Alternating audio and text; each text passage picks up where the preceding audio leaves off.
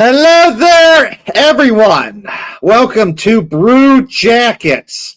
It's a fun Blue Jackets themed podcast. My name is Kevin, and joining me tonight is my co-host Hefty Duck. As always, we invite people to come on the show. So whether they do or don't, there's always next time.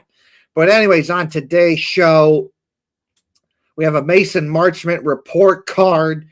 We're going to talk about that. How did he do? Going to be ranking the Blue Jackets logos, our favorite ones, and from top to bottom.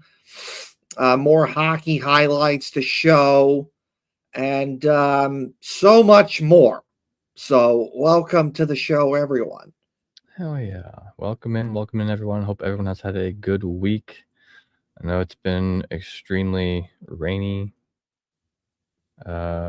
here in Ohio this past week. Yeah. Of course. I was talking to Kevin for like a half hour before the show, and it wasn't until right this moment I had to yawn. So, anyway, don't forget to like, share, subscribe wherever you're watching from.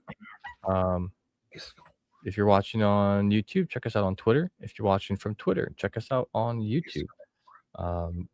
We don't do any ads or have sponsors, but the best way to support us is by just liking and sharing our content if you like it.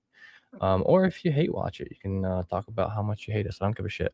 That's a little early to be swearing in an episode. I want to get that algorithm going first. Anyway, don't forget to check me out on Instagram. I'm at lance.s.tattoos. Come get tattooed. Come get some cool work. I'm in like between Northeast Ohio and like Columbus area.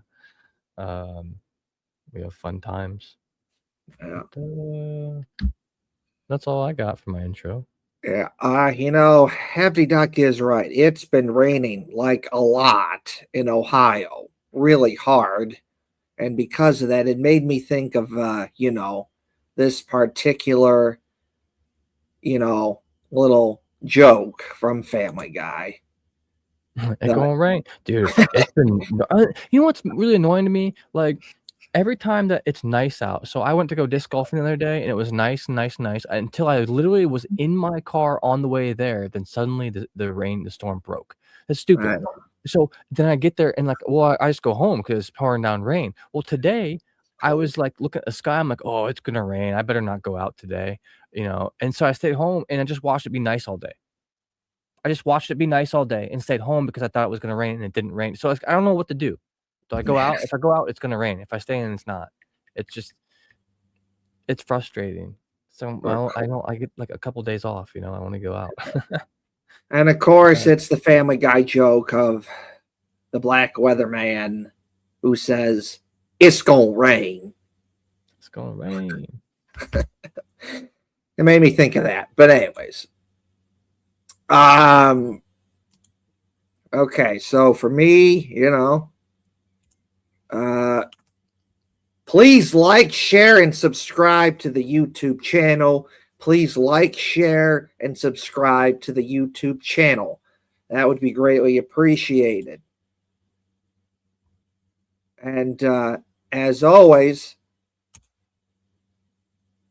come on now. There we go. Don't forget to check out March of the Union Army by Union Blue Soldiers on Thursday, October 1st, 2026, our bar 6 o'clock p.m. This is the pregame event before the Blue Jackets home opener that you want to go to. It's a lot of fun to be with your fellow Blue Jackets fans. So, join Union Blue Soldiers as we march on to Nationwide Arena to cheer on the Blue Jackets. It'll be a fun time.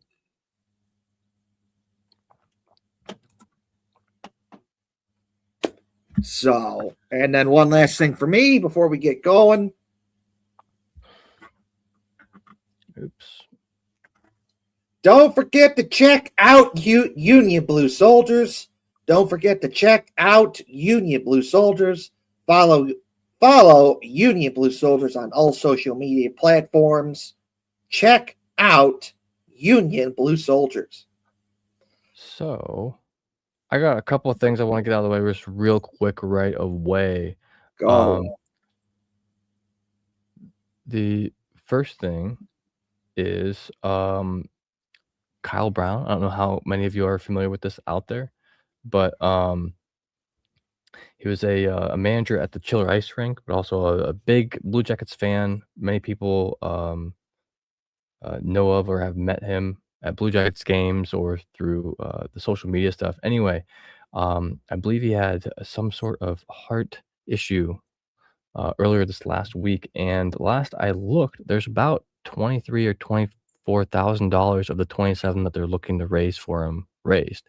I mean, I know the exact like cost of um, the procedures aren't known, so I mean anyone can donate to help to that is great. I seen Zach Wierenski donated $1,300, and so did the Blue Jackets organization. So that's really cool to see.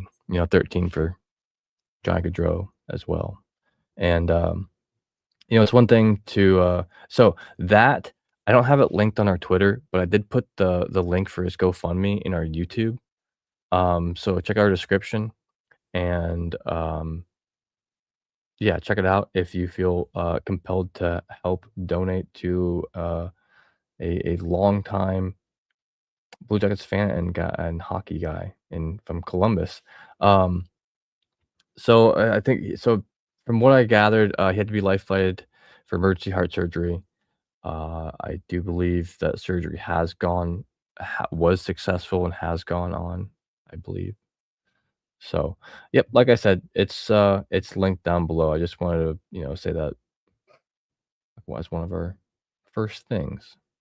I also have apparently something very, very, very recent. Like this is the first I saw it as I'm scrolling through Twitter. Uh, a gentleman by the name of Joshua Hunter is the new PA announcer for the Columbus Blue Jackets. Huh. And so he posted. This looks like he posted on Facebook. Is this Facebook or somewhere? Anyway, I'm really grateful and excited to share that I've been selected as the new public address announcer for the Columbus Blue Jackets. Damn. As many of you all know, I'm not quoted anymore, but Greg Murray, I think did he retire or something? Yes. Which is crazy because the Cleveland Guardians PA announcer had also retired like the year before, and that is now the job of Dave Fetzer. He had done PA down at Ohio State for a long time, Yeah. but because I wasn't sure if maybe that might be a next step for him with the Blue Jackets, especially when Greg Murray went out, but now he's up in Cleveland doing that. I think he does Clipper Put stuff that- too, but anyway, Joshua Put- Hunter. Put that up on the screen. Oh, yeah, let me, this was from the, amazing Sarah Kent, of course. Let me add share. So yeah. I'll finish off the quote here. Thank you to the Blue Jackets organization for trusting me with this role and for allowing me to follow in the footsteps of the great Greg Murray. I'm also humbled knowing how talented the finalist group was. I become acquainted with a few of you through Facebook. You're outstanding. I hope we get the chance to meet in person someday soon. Damn. So, Impressive. that's pretty neat. Good to There see. you Good go. to see. There was another part of that, but this is the gist of it. Like I said, it's like, I guess this was posted like 2 hours ago, roughly. I think maybe 3. It's hard to tell. 'Cause I'm looking at a post of sharing a post of it. Anyway, He does breaking news. He does have previous hockey experience because he's worked with the Kraken and Avalanche. Really? That's good because some of those last names are tough. Yeah. Like, you gotta say them without stuttering very clearly. That would not be fun. No. Uh, So there you go. New announcer. All right. First off, I like to start off. We're gonna rank the different logos that the Blue Jackets have. So I'm gonna put this up on the screen. So, sportslogos.net is basically like the Wikipedia of sports team has had. They have it. And so I went to the Blue Jackets page that they have. So I'm going to tell you this right now. The worst logo that the Blue Jackets have ever had is this thing right here. Like, what is that? You're not on screen right Seriously. now. Oh, I gotta put yep, okay. Yeah, put it on the bingo card. I didn't put it up on the damn screen. But I'll back this. See, look, there it is. Sportsnet. You want to know Sportsnet, sportslogos.net. They are in Wikipedia of sports logos, so it's pretty cool. But I can tell you this right now. The worst logo. What? Come on now. Click. Why isn't it? What? All right. You know what? Screw it. It's not clicking, but let's try this again. Is that logo right there? The CBJ hockey stick thing? What is that? Yeah. The original logo. What is that? Yeah, the original. Like, is who that? Looked at so what annoys me the most with this is the bright neon green hockey stick in the middle of the CB making the J, I guess. Is it supposed to be a J actually? Is it just a hockey stick? I don't know. If it's a J, it's almost lowercase j because the star makes a dot on the top of it.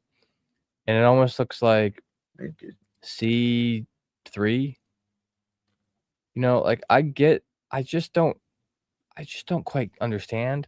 I know if you take away the inside and you look at the whole shape of it, the shape of it's like good for a logo because like I guess that might sound ridiculous, but all my design nerds out there know what I mean. It's just who greenlit this? I know it was the early 2000s, but there was cool stuff then too. There was plenty of cool stuff then, but the green. I know. Then we have I get that they're Stinger and Stinger's green, but like that the mascot doesn't have to have anything to do with your logo or your team. I mean, the Cavs have a freaking seagull, and I think the seagull comes out for the Monsters games too. I don't know. This might be a kind of an in-house one. So the Cleveland Guardians still have Slider for. I'm trying not to swear too much. So like I get it. It can be wacky. Like, what does gritty have to do with anything? But they don't use. I don't know, man. It's just like the color theory on this is whack. I'm sorry. This says nothing about your Civil War theme. Nothing. Where's the Union soldier? Where's the Union soldier? Where's the Cappy? Where's the cannon? Nothing about your Civil War theme. Nothing. Terrible. Just terrible. I didn't know it was supposed to be a CMB. I would have no clue. Yeah. Like, for me, I think a good logo and a good shape for a logo is one that if it's a silhouette filled in solid black, you can still tell what it is. I think that can make a pretty good logo. Now, there's going to be some that are tough, like if you just have like a circular badge logo, like the Canon logo in the circle. But yeah, for me, I'm going to rank this out of 10. So I am comparing this not to other logos forever and ever, but to other Blue Jackets logos. And this, for me, gets a 1 out of 10. The only reason it gets any point at all is because it's nostalgic. Yeah. And that's carrying all that weight. Yeah. I don't know. Hate me in the comments. I don't care. Yeah, well. Yeah, I know. I agree with that. So 1 out of 10, because yeah, the stars are cool, and I like the blue, and That's like the only part I like, is the the stars and star, the stars, and the star and the hockey stick, and like C and the B. But it's like no, no, it just no, the green hockey stick. What the hell were you thinking? You have red in this. it's just no. All right. Anyways, we're going on to the next one. So that's the worst one. Um, okay, this is just me personally talking. Like, I like the Canon logo, but I feel like that the red and the blue, this one's okay, but I like the third jersey Canon logo better. Oh, come on now, you pots. Listen, internet. Expedia. We can't tell if you're a human or bot. We're literally just Expedia, going you. around the site. That's so weird. Oh my god, you So, pots. which one are you talking about right now? It's a The summer Kepi show. logo? Or the Canon? Okay. No, Canon jersey, but it's not. It's in red, blue, and white, and it's good. But I like it in third jersey colors better. I That's do just too, me, but though. this one still goes hard because it's the red, white, and blue. You can tell Yeah, immediately that like, oh, there's cannon, so it's possibly war related. And when did they use cannons? More like the Civil War era, and it's red, white, and yeah, blue, so it has to be American, and then obviously it's Columbus Blue Jackets. So it really puts the pieces together for you. Columbus Blue Jackets with a cannon. You might look at that and be like, what does a cannon have to do with this? But like it was still put in your idea, like the idea of cavalry or soldiers or an army, yeah, and that is what Blue Jackets literally means. yeah. Union soldiers. So, Yeah. I like. Yeah, this is definitely good, and I like this. It's a good shoulder patch that the Blue Jackets use. It's a minor nitpick, but I like it in the third jersey colors better. It would be cool if So this was just like the normal jersey logo, just the big one. I know it's on the shoulders, and then do this yeah. as like the main logo with the kepi as a shoulder patches. Then, Yeah. 'cause Yeah. I like the kepi. I Yeah. think that'd be a weird logo, like a main logo to have. A hat. Oh, you're a hat. Great. A cannon. It's like, Shoulder. yeah, you're warned. That's the only warning you get. So after they Yeah. score a goal, you're gonna forget, and you're gonna Yeah. So right there. So this is an 8 out of 10 for me. Yeah, this one for me, I'll give it the 8 out of 10 because I do like the third jersey colors better. I like it in that context, but Yes. if we were gonna go OG colors with any logo, this is my favorite next to the kepi, probably. You're right. Right. And all right. Well, because Cappy logo. There we go. I really like this logo. This is one of my favorite logos that the Blue Jackets have. It's really good as a shoulder patch logo.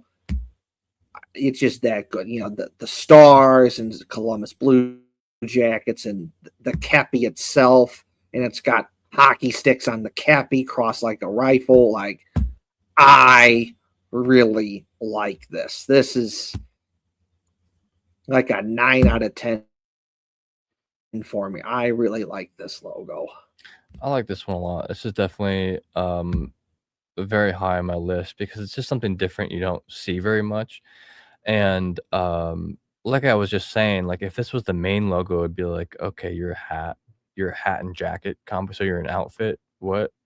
I could see how that you could maybe get a little confusion out of it, But if you know anything about the Civil War, like the kepi was a hat worn by people in general at that time. Like it was a style of hat, and most associated with the Union Blue soldiers here. The most minor nitpick about this is I would rather have the red background behind the hat white and the silver outline around the outside of the Blue Jackets red. Mm. I'd rather have those silver stripes be red and then the inside just be plain white, and then make the stars already have silver in them, so silver's still there. But Yeah. I, No. there is a certain thing that you might feel sometimes when you see that red right next to that silver color. And I think Yeah. they don't have to do that. Maybe then that they felt like they had to do that, like when this was made. But Yeah. this has only been around since 20. What does that say? 2003. Oh, okay. So this was a pretty old one too. Yeah. Oh, and this is the design that was retired in 15. Okay. Well, they brought it back for the second reverse retro though as a shoulder patch. Is it slightly different for that one? Mm-mm. It's still the same color and everything. Nice. So 9 out of 10 for me. I really like this. Yeah, pretty cool. So next up, we're going to their current logo, which is also a really good logo. So most people they like this, but they like this more once you tell them the story behind it. If you tell them that this is based off an Ohio cavalry unit flag used by the Union Army in the Civil War, people really like it then, because then that fits in with the whole Blue Jacket Civil War theme as well. But another reason why I like this, it looks good, but it's a way for the Blue Jackets to market themselves as Ohio's hockey team, which they are because the Blue Jackets have fans all over Ohio. It's not just Columbus or the Columbus area. They have fans in Cincinnati and Cleveland and Toledo and Dayton and Akron and just all over Ohio. They have fans in Ohio. And when you have a logo like that, that allows you to market yourself as Ohio's hockey team. So I do like this. This is like an 8 out of 10 for me. Yeah, I mean, I think that I don't know if I've told the full story on air about how I became a Blue Jackets fan, but many years ago, like over a decade, I'm old. I was playing the NHL video game. Yeah. And I was like, man, what team should I be? Because every time I play a baseball game, I was the Cleveland Indians. It was the Indians then, or the Guardians now. And when it came to football, I was like the Browns, 'cause I'm a little bit more Northeast Ohio, right?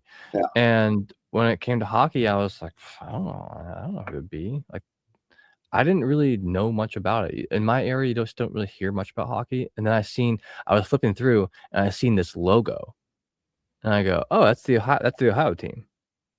That's right. I didn't know it was a C. I didn't know what the star meant. I didn't know anything about it. I saw Columbus Blue Jackets, and I was like, oh, this is pretty cool. Yeah. And then I was like, I don't know. I went from that to being like, you know what? I didn't realize that there was a team so close. I thought that I would have gone to Pittsburgh or Detroit. That was the other two closest teams, and I really don't want any part of that.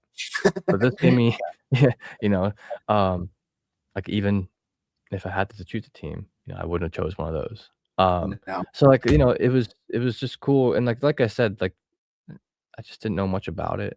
Hockey is not near as mainstream as just football is, or even baseball, and I connected with it right away. Yeah. Because I was like, oh, this I can tell represents me, because I can tell from across the room that's an Ohio flag. And then once you get into why the star is there and that it's shaped like the letter C, I didn't know that for years. I did not realize that know. was supposed to be a Yeah. C. But it's kind of cool. It makes a swoop in, and it makes sense. That it just would be going around the star like that. And I like this logo a lot. It definitely it's been around for a long time, so it's also nostalgia for me now. The minor nitpicks about it, I think, are valid too. The nitpick is when you look at it, you don't immediately know what the team is. Like, for Mhm. instance, Yeah. like, Yeah. even if you hear the name, you're Columbus Blue Jackets, and then you see this logo, and you're still like, "What's a Blue Jacket?" Because, like, we're so used to it. We're Yeah. around this every single day. But, like, if you just kinda throw it out there if you throw the word Blue Jacket out there to someone, they're like, "What do you mean? Like the Rangers?" Like, "No, that's the blue shirts, you dork." Um, um, but, no, so it's like, it doesn't immediately sell you on that. You have to know but because like, look, like, for instance, you hear the name Minnesota Wild, and you see their logo, and it's got the trees and shit inside the shape of a mountain lion or something, wolf, and you're Is like, a "Oh, that makes bear. sense because it's the wild of" I almost said West Virginia, but, Is a bear. no, it's the wild of Minnesota. You think like, "Oh, yeah, there's a lot of that's up north, pine trees." So, you make the connection. Kings obviously is a crown. Makes Yeah. sense, Yeah. right? Um, but that's earlier, I just mentioned the Canon logo, and that's why I like this. This to me, this is solid 7.5 out of 10 for me, and that's a good grade. I'm not Yeah. like, that doesn't mean that I dislike it at all. I just Right. think that it could be better. Right. Right. Well, and by better, I mean more descriptive, but we have a logo for that. We do well. I don't think you could Four. change this exact idea and make it obvious Yeah, without just changing the whole thing. you can't. No. No. And another thing you said is that once people figure out that it's a C, then that bumps it up for a lot of people. They like it even more. Like, oh, it's a C. I like that. Most people don't know that, but once they find out that it's a C, they like the logo even more, and they even actually grade it a bit higher because there's just some logos where there's just a little hidden detail that you're not really paying attention to, but then you find out like, oh man, that's so cool. Like I like that. You think more highly of that logo. Like the tail hidden in the Hartford Whalers logo. I mean, I thought that was obvious to me, but some Yeah, people didn't notice that there was like the whale tail in the H. I thought that was yeah, cool. yeah.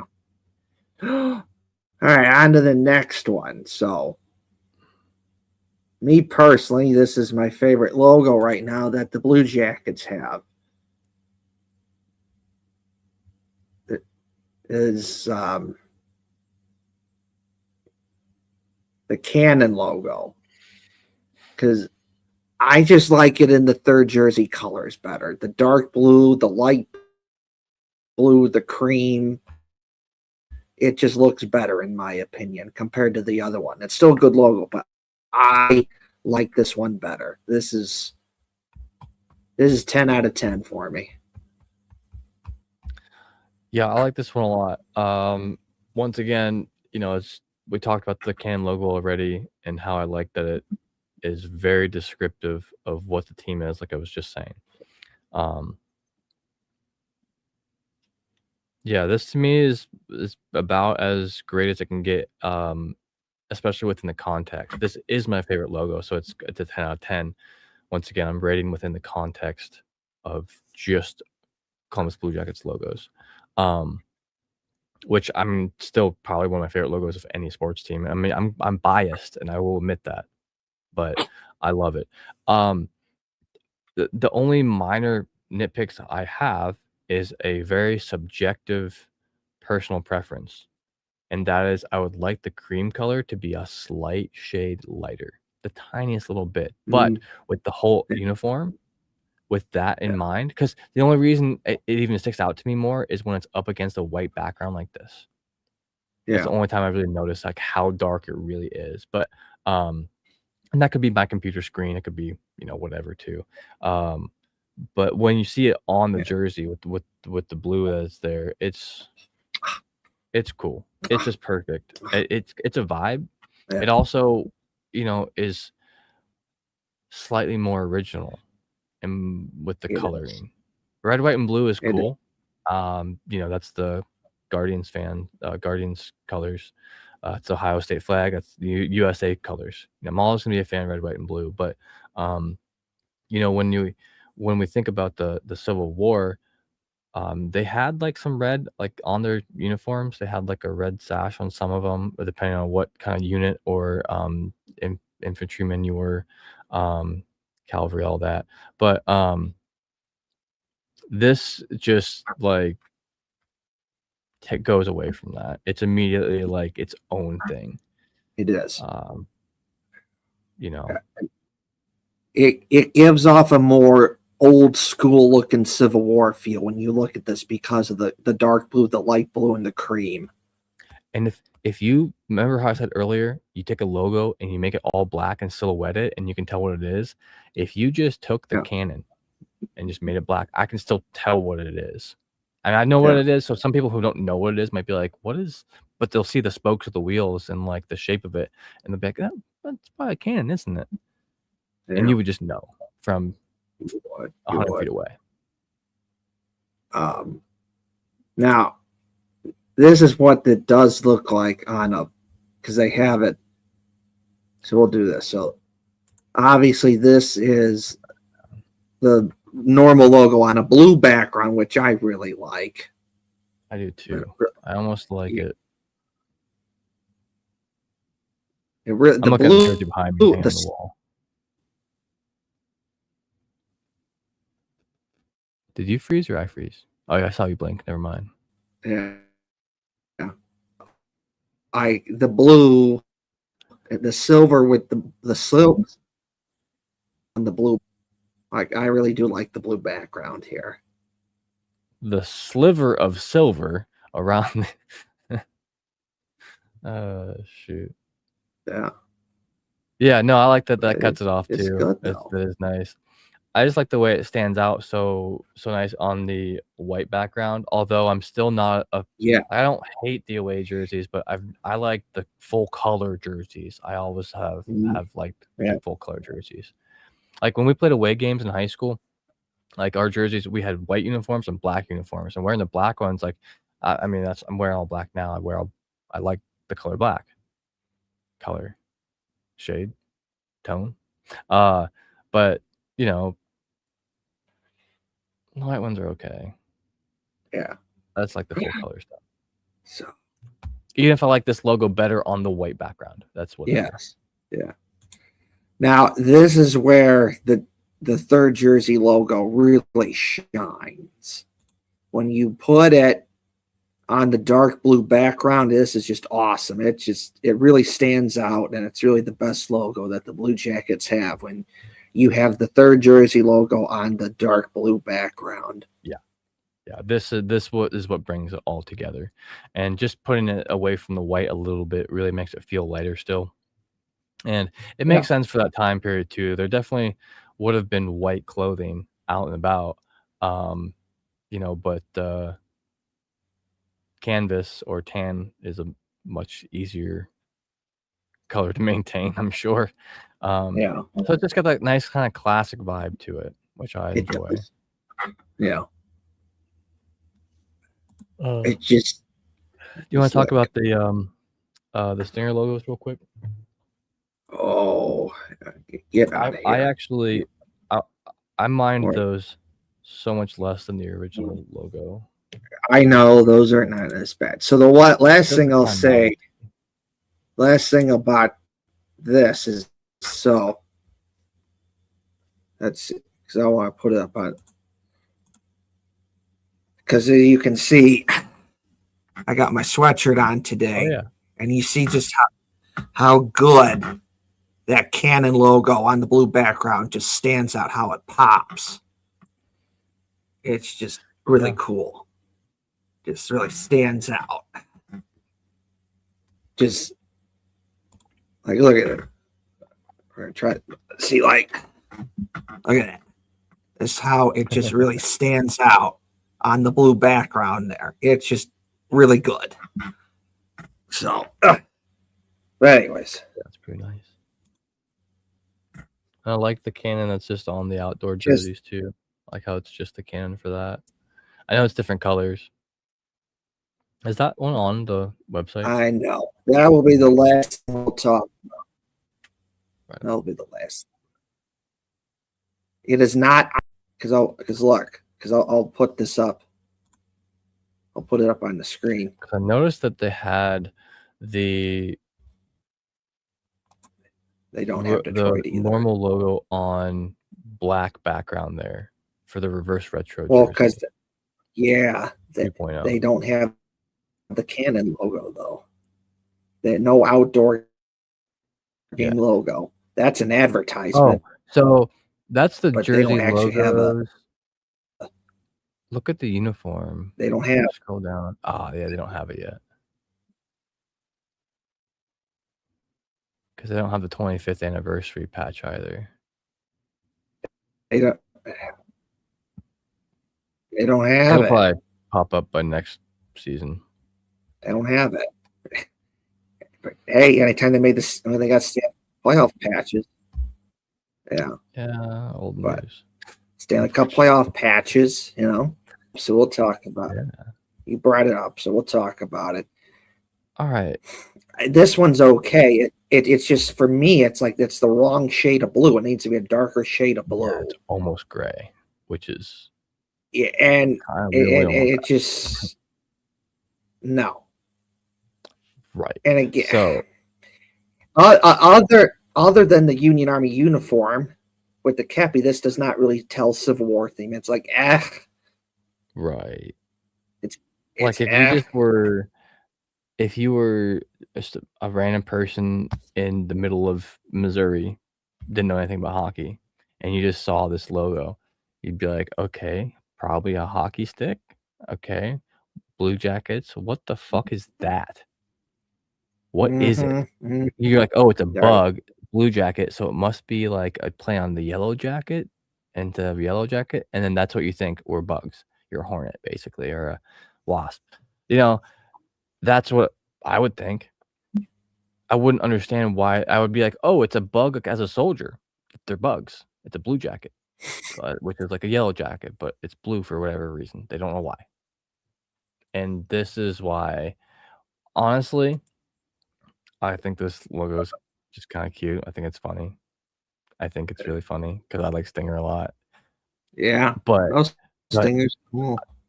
I've been in the fandom for a while. I understand what it is. Like, and the way he's holding it too is like almost like he's like holding a rifle marching, which I don't think they tried to get away from that imagery. I think in recent years, there, a little bit, but you can't avoid it. It's the Civil War. Like, that's what the team's named after. If you want to get away from it that much, you have to just change the team name.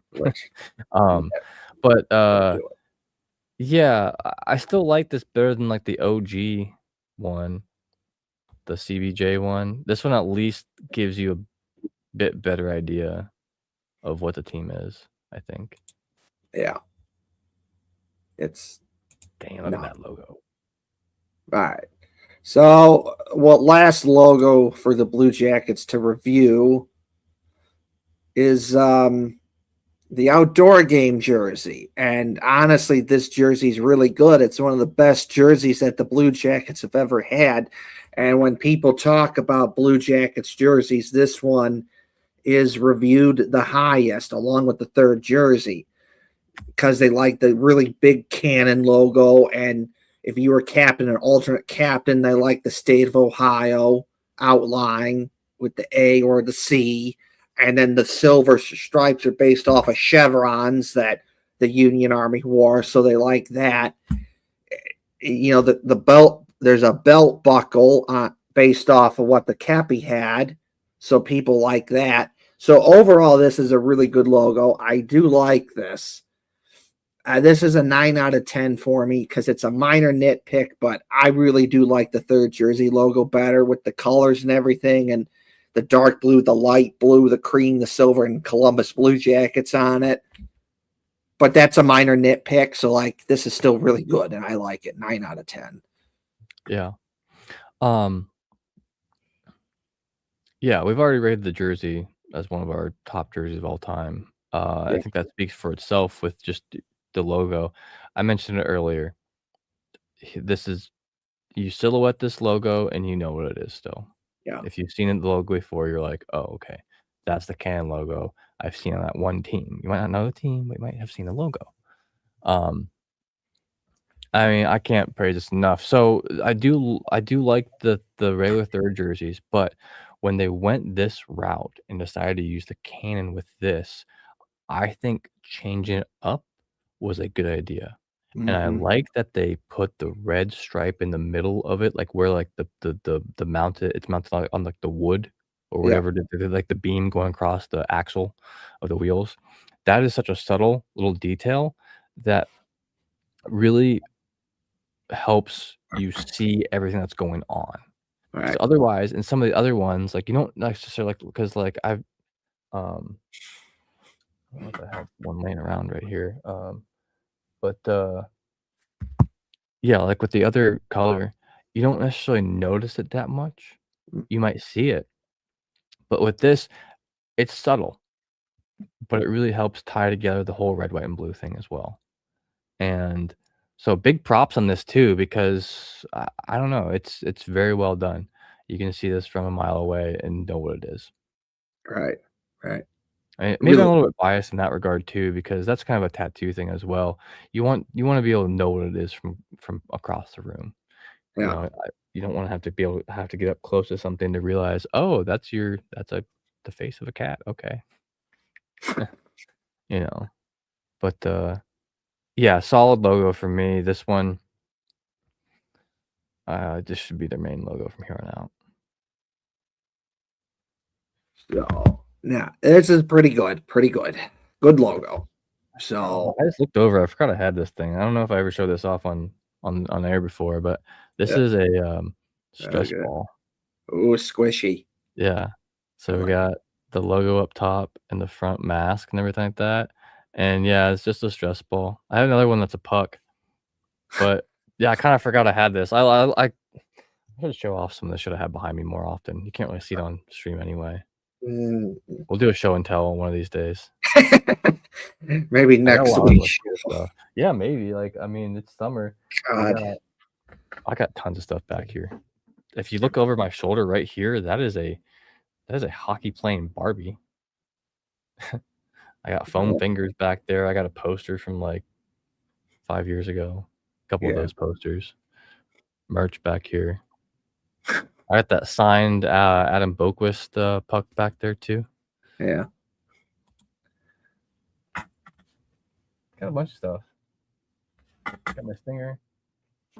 Got some random yeah. Oh, I'll just have to go through it some one of these times. I'll plan on it so I don't, just ramble right now because I really wanna show off this stupid Barbie, though. I found this at the flea market one day, and I just had to get it, Yeah. because it had to do with hockey, alright? Yeah, grown man buying a Barbie. I don't give a shit. Oh, I did Um, that. check this out. I don't know if any of y'all have ever seen this before, Oh, yeah. but, Hang on a um sec here. yeah, there we go. So, it says on the bottom, it says, "Barbie, you can be anything." And it's, like, pink. It looks kinda it's kinda hard to see on the camera, but, like, the Yeah. jersey is, like, pink and I think it's pink and blue stripes. Looks like it's based off of, possibly the Rangers uniform a little bit with the striping, and it's got a Stanley Cup. It's got, a helmet and a hockey stick and a little puck, and as you can see, these aren't rare, like, at all, I don't think, like, these are just you can probably find these on Amazon for all I know, but, it's still sealed, never been opened. Just I was like, "Huh, I'm gonna get that." I thought about giving it to one of my nieces, but, they only had one left, and I wanted one, so I Yeah. was like "Oh, I'm keeping it, Yeah. whatever." But, yeah, that was a fun one. You can be Yeah. anything. Yeah. No. So I actually that particular Barbie, I gave that to one of my nieces. I think birthday or Christmas gift, one of those two. I don't remember. It was one of those two. I don't use this cup anymore at all. Actually, I don't know if I ever used it other than when I actually got it. So here's a, Johnny Oh, Gaudreau cup, yeah. souvenir cup. Yeah. It's kinda hard to see with the light. There we go. I'm trying to get it to not. And yeah, this was a really cool one. I was glad to. I think I actually like if people like leave them in their seats like after games, like I usually just hang out for like a little while. It also has inside my first few press passes for when I got to go. I kept these as like a little souvenir of the first time I got to go, the press stuff. But yeah, if you guys leave these on your chairs, like don't worry, I'll pick them up. I'll use them because then like I have ones I keep nice, and I have ones that like they get like if they get used, they're gonna not be quite as nice. But I also have geez, what is in here? Random stuff. I guess we're doing a little show and tell now. Or be real, but here we go. I have a Zach Werenski cup. I think this was last year's, maybe the year before, and not really rare. I'm sure tons of people have these. You pay like a few dollars and you get to have a nice cup. That's like Fantilli. Oh my god, great cup. Yeah, here's a Fantilli one. I'm trying to find my ring light so I don't get the glare. There it is. Hold it. Look at that. Ah, man. He's got the blue steel look going on from Zoolander right now. Hot. And so there's the name on there. Then we'll get the number with the signature. Old 19 now. What is pretty cool. I think I have more cups somewhere, but I don't know where. All right, well. We got, oh my goodness. All right, you know what? We got time, right? We're not really. We'll talk about Mason Marchment here in a bit. Let me grab a couple more things there. Like they're within arm's reach, so they're right here. Yeah. So, this was the. I still have it in the plastic. I got. Yeah. I got one of the opening night patches, and yeah. It's got Johnny Matthew Gaudreau on the back, and it talks about the Johnny Matthew Gaudreau Foundation. And this is just something that like it's just gonna be in the collection pretty much forever. I got a couple other cards here too. So such a great scarf there you have on the chair. Yeah. So this is stupid. I just fell, so I'm just gonna show you what it is. This is live on air. It's just a cardboard cutout. I got it at Spirit Halloween last year after they closed for the season. They were selling a bunch of their stuff, and this was like one of the things that was in there. I thought it was funny to put in the background of my set. It normally sits up there. You can barely see it. So I guess since we're talking about Blue Jackets fans earlier and how people rally around them and whatnot, like with Kyle right now. Right. This is one of my favorite cards that I will always keep and cherish for a long time. This is a Young Guns Vladislav Gavrikov card. Yeah. So one day I was scrolling through Twitter and someone posted this card. And they're like, hey, I've been thinking about sending out some of my collection just for like I believe it's Nice. Is that how you pronounce his last name? I have the letter from him as well. He sent with this. So Ray Nice sent me this Young Guns Vladislav Gavrikov card. And it's nothing super rare or crazy, but unfortunately, Ray Nice is no longer with us as well. And so it wasn't very long after this that they sent me this that he passed away. So this was very most of what I have is nothing like fancy or worth a lot of money. Most of what I have is sentimental value stuff for me. That's a sentimental value one. So is this one. I had gotten this pulled this Johnny Gaudreau Superstar 2024 honor roll card.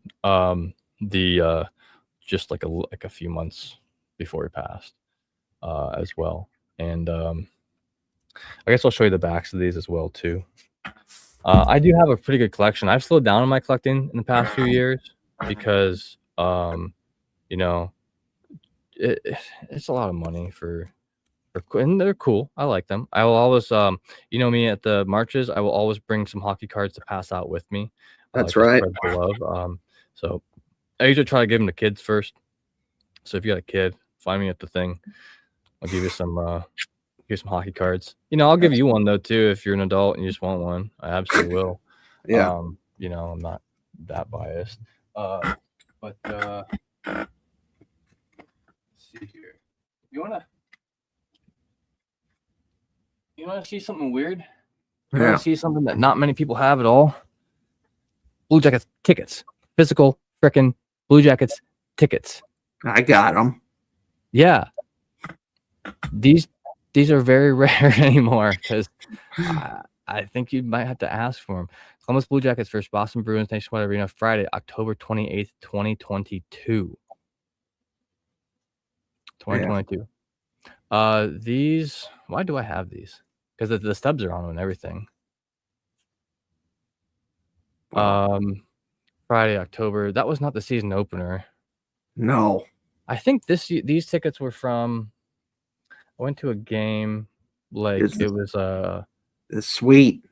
Yeah. I got to sit up in the suite, which is really cool because we were there talking with the season ticket holder, the season ticket rep woman, who was pretty awesome and got us those. So I think that's what these are from, because you got to carry them around with you up there or something like that, so people know you're allowed to be there.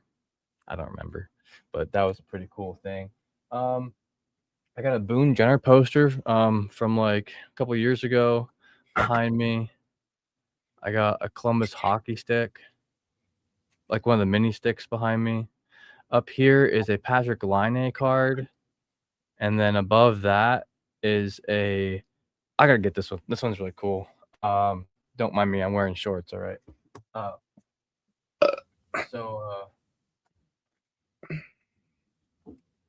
Man, I'm gonna have to put all this shit back afterwards, but I don't care. This is some summer fun stuff right here. This is one of my favorite cards ever. Once again, this sentimental value. So this is ooh, Stinger. Former captain Boone Jenner with Stinger. Yeah, right? It's got the frickin', and it's a hollow too. You can kind of see that in the light. And yeah, it's got the captain and the mascot on it. I have a couple of these. I think I have I got one for the Canes. I have Ovechkin, I think, as well. A couple of those. I mean, I have a pretty big collection, and I only really keep out the ones from the Blue Jackets. Like the other ones are just kind of stored away. And then here is the Laine card I had gotten this. I had pulled this when he was still on the team. It's funny, we were just talking about Patrick Laine. Yeah. So for anyone out there who might have seen the news, look at It's funny that they had to get a picture of him during warm-ups because he really played games. Yeah. Sorry for that random shade, bro, but yeah. So he was offered a PTO by the Islanders. And for those of you who aren't aware, that it's a professional tryout, and realistically, they're doing that because they have to see him play, because he's been injured so much. It's tough. Good luck to you, Patrick Laine. I've always wished you the best, man. It's just, things kind of suck. These are some buttons I made from last year. I'll have hopefully some more of these this next year. I got our current logo that I drew, and I had this old logo. This is our original logo. You can see the evolution of the colors and the styles and all that. Then I have one of our like random. We have like a third logo as well. For those of you who might not know, wait, who is that? What card is that? Oh my god, this is hilarious. I forgot I had this. I don't know why I have it out back there, but I have the Glizzy Goat himself. I got a freaking Phil Kessel card for some reason. It's not like shiny, it's not hollow, it's nothing. Just a random Phil Kessel card in the Arizona Coyotes, which is kind of cool because he's been retired now, and the Coyote, freaking Arizona's not a team anymore. So I guess keep that around. Anyway, so here's like our third logo, kind of. Soon to be another one. So Yeah. we've talked about it for a while. Our name was Brew Jackets because the people who initially helped us start this were more into drinking beer and whatnot. So but we want to keep we like the name. So and also I drink a lot of coffee, so I think that we might be, and I'm gluten free. I can't drink beer. Otherwise I'd probably just keep it. But I think we might transition a little bit more towards the coffee side of brews. Even though I like our logo a lot, we'll still keep that one. But all sorts of different brews out there. Then you can brew some tea if you really wanted. As here's a brew review. We got Arizona green tea. Yeah. These are kind of cool. Okay. So I've talked about this on the show before, but the Blue Jackets really need to up the quality of your foam fingers. You're a professional organization. Now, I got this one because it had the Canon logo on it. Obviously, there's only one color, and it has one Blue Jackets thing. Okay, I'm an artist. I got that one. I like drawing hand. What's inside of this? Oh, it's the freaking dude. When I got this was only $10. They're like freaking. They're more expensive than that now. I'm pretty sure. Yeah. So here's the back of it. Made in made in Canada. Apparently a Windcraft. Yeah. So, there's the back of the finger, there's the front of it. It's got kind of a wonky thumb on it. I complain less about that, but like the actual foam itself is like thinner. And let me show you, because I have two Cleveland Monsters ones right here, and one is more, and these are both. Like, look at the hand on this one. Look at the thumb. Yeah. Now there's nothing on the back. So this is just one-sided. It's a minor league team. It probably cost a little extra to get the one on the back. They are both right hands. It took me a minute to figure that out. This one has number 1 on it. I like that. The number one. I like waving that around. It's fun. But yeah, let's just compare the thumbs real quick and the fingers. So these are like the exact same size. Like foam cutout, like exactly the same, but these fingers look a little cleaner than these ones. Hold on, I'll go back. I'm gonna go this way. I'm trying to figure out my camera here without getting too far away from my microphone. But yeah, I like the model a little bit better, the design. Now, the Cleveland Monsters used to be the Lake Erie Monsters. And they also used to have colors a lot more similar to the Cleveland Cavaliers because they both play in Rocket Mortgage Arena, right? So there is also this one. I have a wine-colored Monsters one that says Go Monsters. It's the same. Oops, wrong one. It's the same hand for both of them, exactly. It's got I like the Monsters logo a lot. I like both of them. The one poking out and then the one that's like in the circle here. And I like the number 1. Once again, none of these have anything on the back. Nothing super crazy. These ones, it's not the size.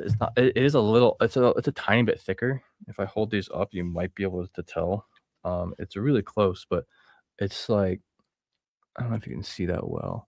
The light blue is slightly thicker than the dark blue, and it's a little more stiff.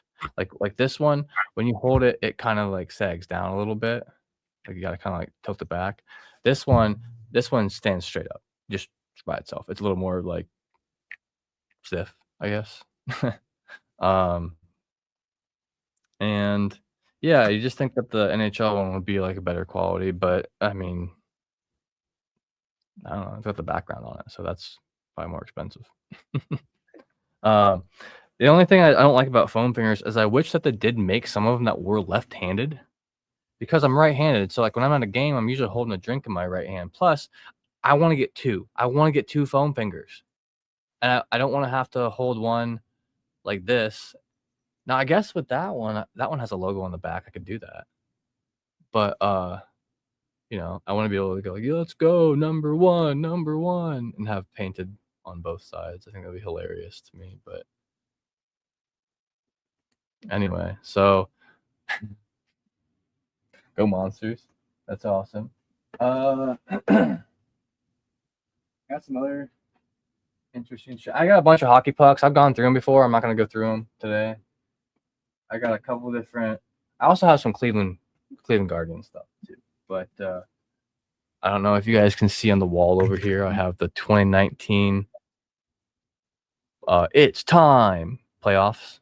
Above that, I have the Cleveland Guardians when they went to the Stand for the Land, when they went to the playoffs as well. Right above me, behind me, is an Elvis Merzlikins jersey hanging on my wall. It's hard to see, but the logo is right here, and that is behind me. I got a couple of Blue Jackets hats. Like I said before, yeah, you can tell what I'm wearing. I'm wearing black and white. All right, I like black and white logos a lot. Like it's just it's a vibe, because like this matches anything I wear. I can wear anything, and maybe not the gray one as much, but like the black and white one. This is has the Canon logo on the side too, just sick in black and white. Snapbacks, and Mitchell and Ness. I also like the snapbacks. Snapback. This one is really dirty. This is my disc golfing hat. And so yeah, I like the black and white logos. I definitely have more Cleveland hats than I do. This is one of the Cleveland hats I have that I don't wear much. It's got like the rope on it. It's got the Guards logo on the side of it. Snapback, clean. So I kind of pointed to it a little bit ago, and you can kind of see it. I brought it up on stream quite a lot because it's really close by. This is my Stinger. Stinger plushie. I guess it still has the tags on it. Oh, this was $30. Dang. That seems like a lot, but you know, it's really well put together. It's really good. Yeah. I can see why it's $30 because it's well put together, you know. You could take the jersey off. It's a little mini jersey. You could literally, like, it could maybe fit on my dog, and it has the wings attached to the jersey. Yeah, like this is every bit worth of it. Look at the interesting shapes. It's got so many custom shapes on it, like so many custom colors. Like each thing is a different color. Like this is high quality. Now, like it just sits here, so it's not like getting moved around a bunch or anything. But every bit of this, like that's why, like I mean, that's why I paid the money for it. Like I thought it was like pretty good, and I thought it would be a funny little thing to have in the background, because I think Stinger's hilarious. I really do. I get that it's kind of a ridiculous mascot. I mean, so is Gritty. Let's not talk about it.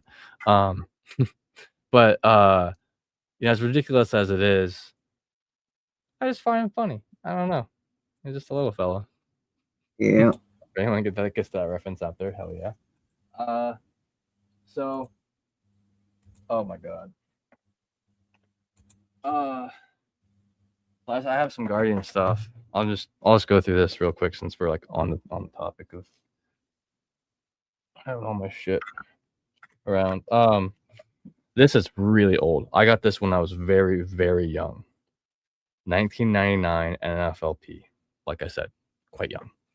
This is, if you notice, he's got a purple feather in his mouth. Oh. Y'all know what happened around that time with the Browns? They got shipped off to Baltimore and were the Ravens for a bit. Yeah. So, anyway, he has a little jersey here that can be removable. It says his name is Trapper. This was like, I think this was like going off the Beanie Baby craze at the time, you know, because it was 1999. And yeah, this is old school. I don't like to mess with it much, just like because like with any like collectible thing, like I know it's got sentimental value more than like anything to me. It's just funny. I'm pretty sure like my my mom and my grandma gave this to me when I was young. I would have been about 8 years old, 99. So that was only 27 years ago. So this is kind of cool. This is really cheesy. Also, it's like super cheesy because so this is a Cleveland Indians AL champs. Let's see if we can see it here. Oh yeah. I see So it's a ring. It's not real. Yeah, I see it. There's Indians on it. And let's see if we can get the side profile. So it says this is like a World Series ring, I guess. It says Miller on the side. I don't know who was Miller at the time, but my mom's maiden last name is Miller. So I was like, oh, that's kind of funny. AL champs. It's got like the inlay of like the fake diamonds. 2016. Oh yeah. So never mind. This is just the AL champ ring from 2016. That it's a replica. I mean, it's definitely not real. It does at least kind of. Oh, maybe it kind of fits my fingers. My fingers are a bit too large for it. So I seen it. It was real cheap, and I was like, that's dorky, but it's cool to have just sitting there in a case or whatever. But yeah, everything else I have is either kind of nailed down or it's cards. I have cards. I have a bunch of rubber ducks because, as you probably hear every week, my online name is Hefty Duck. It's Hefty Duck. Here's something I can show. I got a fifth line magnet. There you go. I got that too. This is a mini fridge right here. Yeah. I got this one. I think I got a couple of them. I also got this is a Matthew Olivier magnet. Visit Central Florida. I like that one. Yeah. The rest of these aren't really Blue Jackets themed. I just have like shrimp fried rice and a fish magnet. Yeah. A flamingo and a bunch of other random. Right. So yeah, that's all I got pretty much for my collection. We'll kind of do a little show until next week. I'll get something out that I didn't have out too, because like there's a couple of posters back here. Like this is an old ass poster. I want to get that down and show you, but I don't want to do it right now because I want to show my buns on the screen again. All right. Okay, on to the big thing of the show, our Mason Marchment report card. I'm going to give Mason Marchment a 9 out of 10 because he didn't play a full season because, well, he got traded in December, so I get that. But, Mason Marchment was a really good player for the Blue Jackets. He played first line, second line minutes. But he played really good on the first line with Adam Fantilli and Kirill Marchenko. Just really good. One of the best lines that the Blue Jackets had all season long. Mason Marchment had a hat trick against Tampa Bay. That was cool. He's a really reliable player. He wasn't playing very good with Seattle, but as soon as he played with the Blue Jackets, his play took off. And played really, really good. It's a 9 out of 10 because, Mason Marchment, he's that kind of guy that's kind of hard to play against, pain in the ass. And sometimes that can be good and sometimes that can be bad because sometimes, he'll let that get in his way and do a stupid penalty. Like, what are you doing? Why'd you do that? But then at the same time, because he plays that way, it gets the Blue Jackets a penalty. Or power play. So it's like, it just sometimes there's a little bit of much of why are you doing that stupid penalty? Just stupid. But other than that, he played really good with the Blue Jackets, 9 out of 10. And in part because of him playing really good, he priced himself out of a contract with the Blue Jackets because knowing what we know now, there was no way the Blue Jackets were going to pay that contract that he got with San Jose. Just a touch too expensive. If it was a little lower, he's still with the Blue Jackets, but he's not. But overall, really good. I like it. 9 out of 10. Nicely done, Mason Marchment. You played really good with the Blue Jackets. You played a good game.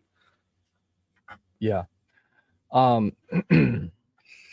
I'm gonna agree with that assessment. I give the letter grades out for this, and if we look at his whole season, 2025 with both teams, 68 games, 19 goals, 26 assists for 45 points. That's still not bad.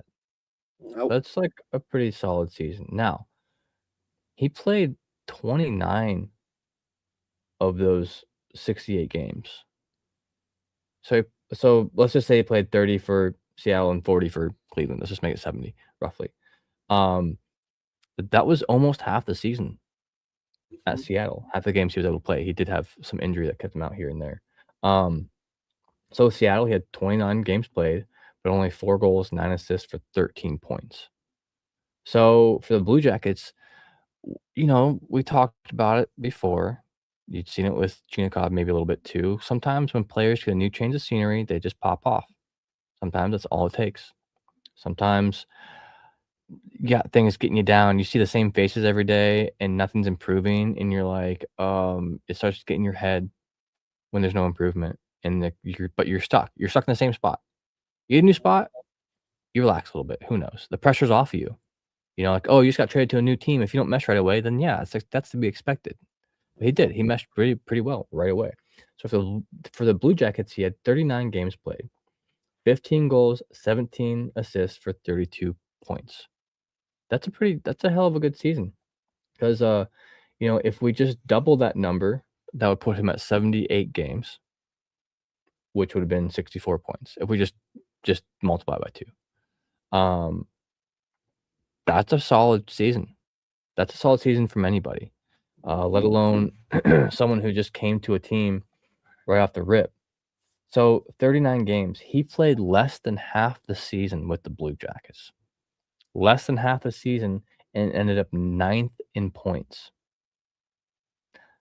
Unfortunately, there's a couple of forwards who played more than that, who did not quite get there. I won't name names. We won't shame you. We've already talked about it. But, some guy who couldn't produce earlier on, he'll get there. I have faith. But, so Mason Marchment had the same amount of points as Damon Severson and Voronkov did in, like, half the games almost. So he stepped in. He filled in the role. He was consistent, and we knew what to expect for the most part. Because there were some of those moments where, like, we saw it when, like, Elvis Merzlikins hit Tom Wilson. Did I love that Tom Wilson got hit? Yes. Did I love a penalty at that moment that lost the game? No. And there's just one moment really that sticks out to me with Mason Marchment. I mean, he's kind of a rat player. He's a bully. And I think that's for San Jose. I think that's a good pickup. You got someone out there who could maybe like protect Celebrini a bit more if needed. Don't they have Gudis though now too, or is he still with the Ducks? They had some sort of rough and tough defensive guy. Gudis. I know Gudis isn't playing for a California team. Right on. So yeah, anyway, so I think that he's a good fit for San Jose. I think that he would have been a good fit here still as well. I think that it would have been fine to re-sign him for a decent contract. Like Kevin said, it was too much money for the direction this team was already headed without him. Yeah. I forget exactly what did we give. Did we trade? Is that when your check got traded? No, we just gave some draft picks away. Yeah. Okay. So it's like, It's like we did kind of lose out. He helped the Blue Jackets this last season as much as he could. They didn't get to the playoffs. They didn't, whatever. But like he did, he stepped out there and he gave his all. And great, thanks, man. Like that's an A effort for me. It's not an A plus, but it's an A effort for me. Mason March from being the Blue Jackets is one of the reasons that where the Blue Jackets did better, because if you look at obviously the way the season was going, that first half of the season, it was like a 2 out of 10 because it was sure there were some good moments and they did get some wins and everything, but most of the time it was a 2 out of 10, just god awful. But then it really kind of, as soon as it got Mason Marchment, it started to slowly get better. And he's one of the reasons why the Blue Jackets had that really good January and February, where they were one of the best teams in hockey. And he's one of the reasons why the Blue Jackets were better as the season went along and got to 92 points. There are other reasons why that happened, but Mason Marchment is a big reason for that, because he helped make the Blue Jackets much more competitive and better.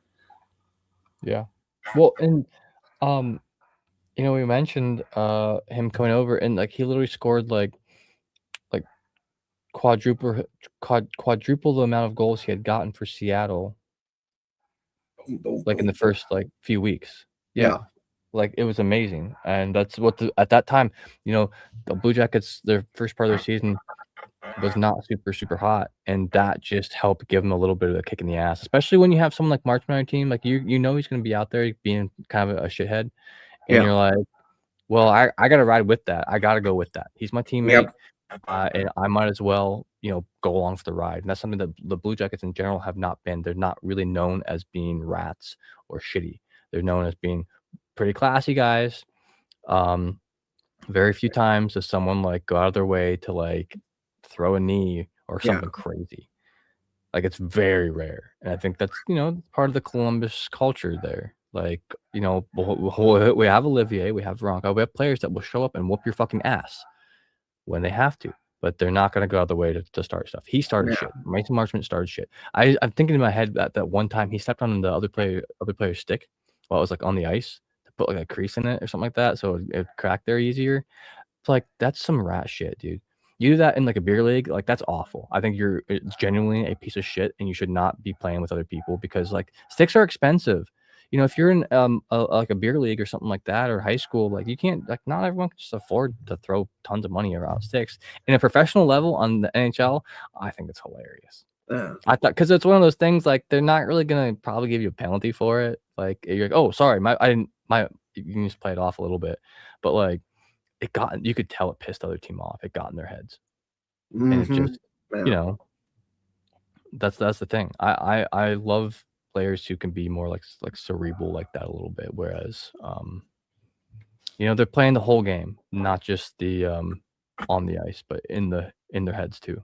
Right. So gonna miss them a little bit. Do I think it's a huge loss to the Blue Jackets? No. Do I think that the other additions this offseason definitely fill in that gap? Yeah. I don't think it would have been nice. He would have been nice to have, but not a necessary piece to this team, such as Adam Fantilli or Zach Werenski or Kirill Marchenko. So good luck to you, Mason Marchment. Hope you do well at San Jose, especially since you're not anywhere close to our division. That's right. We'll see you a couple times next year, twice. Yeah. All right. So on to the next thing, because the summer shows we got to talk, and we got to fill some air here. So as we've been doing last couple weeks here, I go find different goals from different Big Ten schools, and I play it on the show. So Minnesota's at Ohio State. They're cooking Ohio State up 4-0. This goal is going to make it 5-0. And on this goal, oh my goodness, Minnesota just cooked Ohio State here. It's really bad. It's just really bad. This would be the dictionary definition of just getting cooked, where you get cooked and you're like, hey, that sucked, but you know what? We'll just move on to the next play. We'll try again next time. So I'm going to play the goal, and then, as we always do, Hefty Duck and I will just break it down, because it was really bad. Ohio State got really cooked here. So here we go.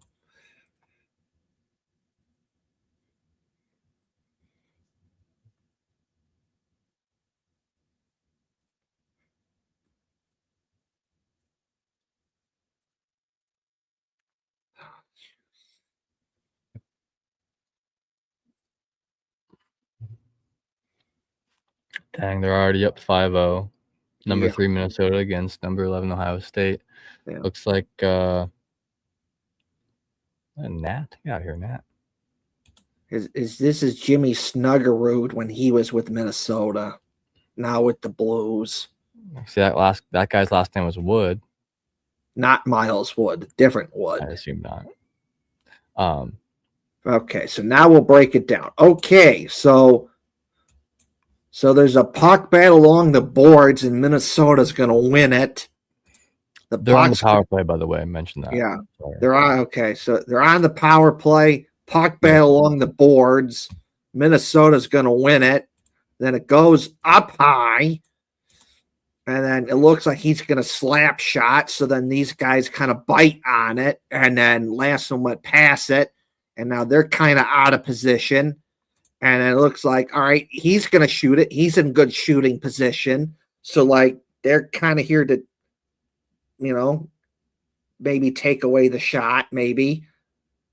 But what they don't know is Jimmy Snuggerud over here is wide open, and he's going to squeeze it through this tight space here. And then Snuggerud is going to just blow it past the goalie, and they get cooked. They have no chance on this. The defense totally failed there.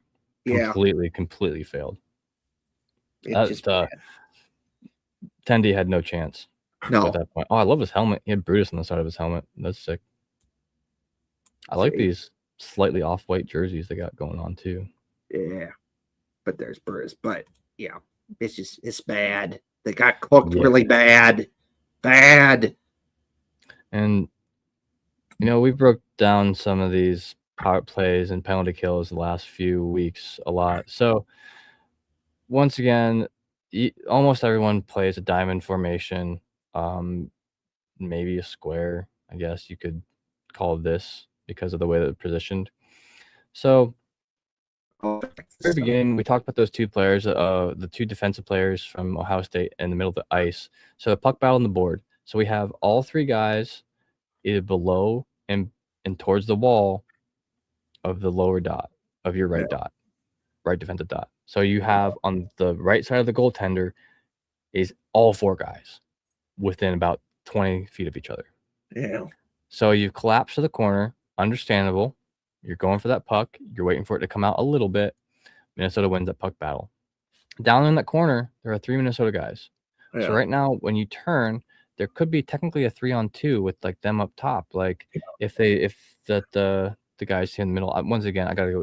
I'm going a little bit easy on these guys. They're kids still. Yeah. Sorry, I know you're young men, but you're half my age. You're a kid. That's just how I'm going to refer to it. You're in college. Yeah. So anyway, as the if you can roll this real quick, a little bit, like 10 seconds or so. Well, right here they start to step back up into their defensive positioning, but once again, so we're going to have defender come across the ice towards the puck when there's already a guy standing there looking at the puck. Yeah. Who's already in position to take that. And if you roll it forward here a few seconds, you're going to see, guy on the left side of the ice is crossing in front of the guy who was on the right side of the ice, and defensively, the two guys in the front, the top of the zone, those ones. So those two guys in the middle there are about to cross paths this way a little bit. You either have to commit and make sure that the guy knows that what you're doing and you're going off your man to go for the puck. And then he goes for the other guy. And you either have to continue to switch. What they do is they both kind of float in each other's in like a line. They make like a two-man line between the puck and the goal, which is if you're making a straight line in front of the goal with multiple players, they are playing you. Yeah. You are getting played. That's what they want. That opens up the sides for a nice shot, like we'll see here in a little bit. So. They look at the puck. Minnesota guy fakes the shot. Yeah. They bid on the shot. Yeah. They bid on the shot hard, which leaves Wood down there, 91, wide open. So he passes. And now they're both still looking at the puck. So let's look at the bottom down towards the goaltender now. So those guys could have been set in position by now, should have been set in position by now, but they're getting held back by Minnesota a little bit. Understandable. Those guys look big. They're very big looking. Yeah. But then if when you look what happens, you're going to have 3 Ohio State players making a straight line down center ice to the goal. And once you do that, yes, you might think you're breaking up the pass going across the ice, but if you don't actually break up the pass, you are 100% screwed. Because you have to, because you can only turn your back so fast. The puck can move faster than you can, and that's exactly what happens here. You're in a straight line. You're in a straight line. And there's just, I mean, that's what leaves the whole back of the, and even like the fourth guy is like close enough to the other defender that he really should not be that close to each other holding hands. Yeah. So anyway, we're gonna watch Wood pass across the ice here to the left offensive dot. But to a guy sitting in Ovi's office. 2 things I want to point out. Like both times they bit on the shot. They bit it up high. And then right here, he makes it look like he's going to shoot it. So they kind of bit on it. And now you're leaving this spot that's wide open over here. And then that's going to get to Jimmy Snuggerud. And he's wide open. If one man bites, okay. But when you both are doing it, like you need to, like, I feel like this was the, 3/4 of the way through the second period. It's on a power play. They're down 4-0. You are trying desperately to get the puck and not let them score. But you got to step back, take a deep breath, calm down a little bit, and realize that your positioning is way more important than you trying to one-man band this show. Yeah. And take it, So, because, like, that's what gets them out of positioning is just the eagerness and want to be that guy, probably. That's what I'm assuming. Because, like, yeah, I mean, you want to do good for your team. You want your team to do better. You got to relax. Sometimes sitting back's a little better. So we see the pass go across the ice pretty simply. Bite on the shot again. Like he's blocking the shot here. Like honestly, the shot is such a straight on shot at the tendy, and there's only about like a 2-foot window there that you actually have to shoot above like possibly the left blocker top right 90. Yeah. That goaltender could probably stop that shot, and Wood knows that. Yeah. But the Ohio State guy doesn't know that. So his stick's now in a position where if he would have trailed the stick with his right hand to block that pass, but then like kind of like trailed over, like you see pros do this all the time. They'll trail their stick kind of behind while still like what they're doing is they're making the window to the goal smaller with their body while still keeping their stick over for the possible pass. It's like not really a toe drag, but it's like, you're dragging your stick behind you a little bit. He doesn't do that. Instead, he starts swinging at the shot. I understand. You're in the heat of the moment. It happens. Yeah. Easy pass across to the dot. You watch the Caps when they play, and this is what they do.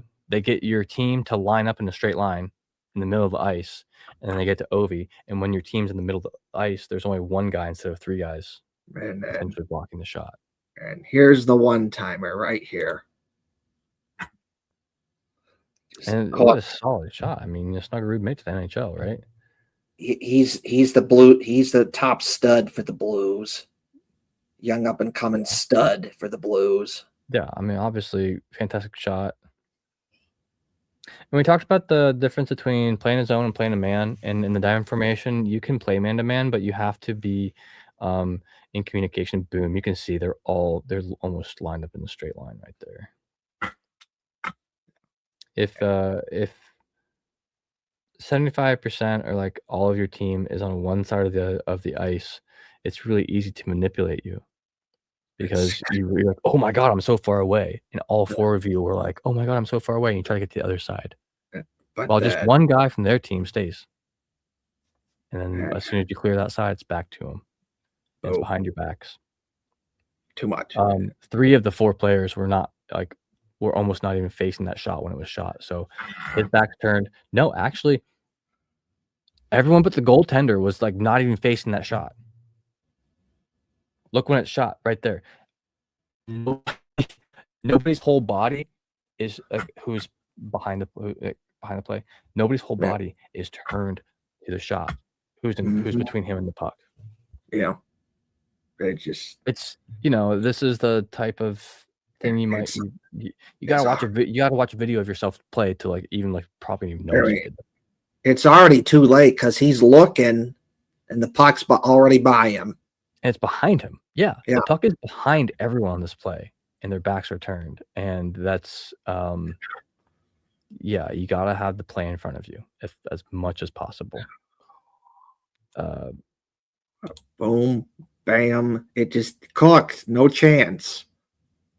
Yeah, and all the 2 dudes by the goal are doing are just keeping 2 of the defenders just occupied and busy. They're kind of screening the goalie It too. looks like it looks like they're getting in their heads a little bit, like making them jump, making them reach for things. It just I cooked. don't know, there's a lot going on in games. Yeah. A lot. So we'll play this out one more time, and then we'll move on to the next goal that we will be doing. I like doing these college breakdowns a little bit better than NHL ones because I feel like just the difference in leagues, like they can be applied to both leagues. They just the younger players are, the more their mistakes are accentuated. Right. Yeah. If I said that properly. Yeah. And it's just easier to break down. The one thing I'll show this. I want to show this. If we look, let's see here. I want to bring it up. Oh shoot! I've been full screen for a while. We got any comments? Not yet. Okay. No. Oh, I'll back this up just a touch. Look at this is Ohio State's coach. He's looking at this like, dude, what the heck was that? Like he's pissed. Like he knows he got cooked there. Like what is this? Like, we went over this in practice. What are you guys doing? Like we practiced this drill 1,000 times. Yeah. Yeah. But you get to the heated moment of the game and things are just different, man. It's just different. It's not practice anymore. He's like, damn it. He's like, damn it. We got cooked. What the hell was that garbage? I wonder what the penalty was before this. Yeah. You get the power play. Yeah. But it's just like, damn it. I got a kick out of that. All right. On to the next thing. So here we have Wisconsin playing at Notre Dame.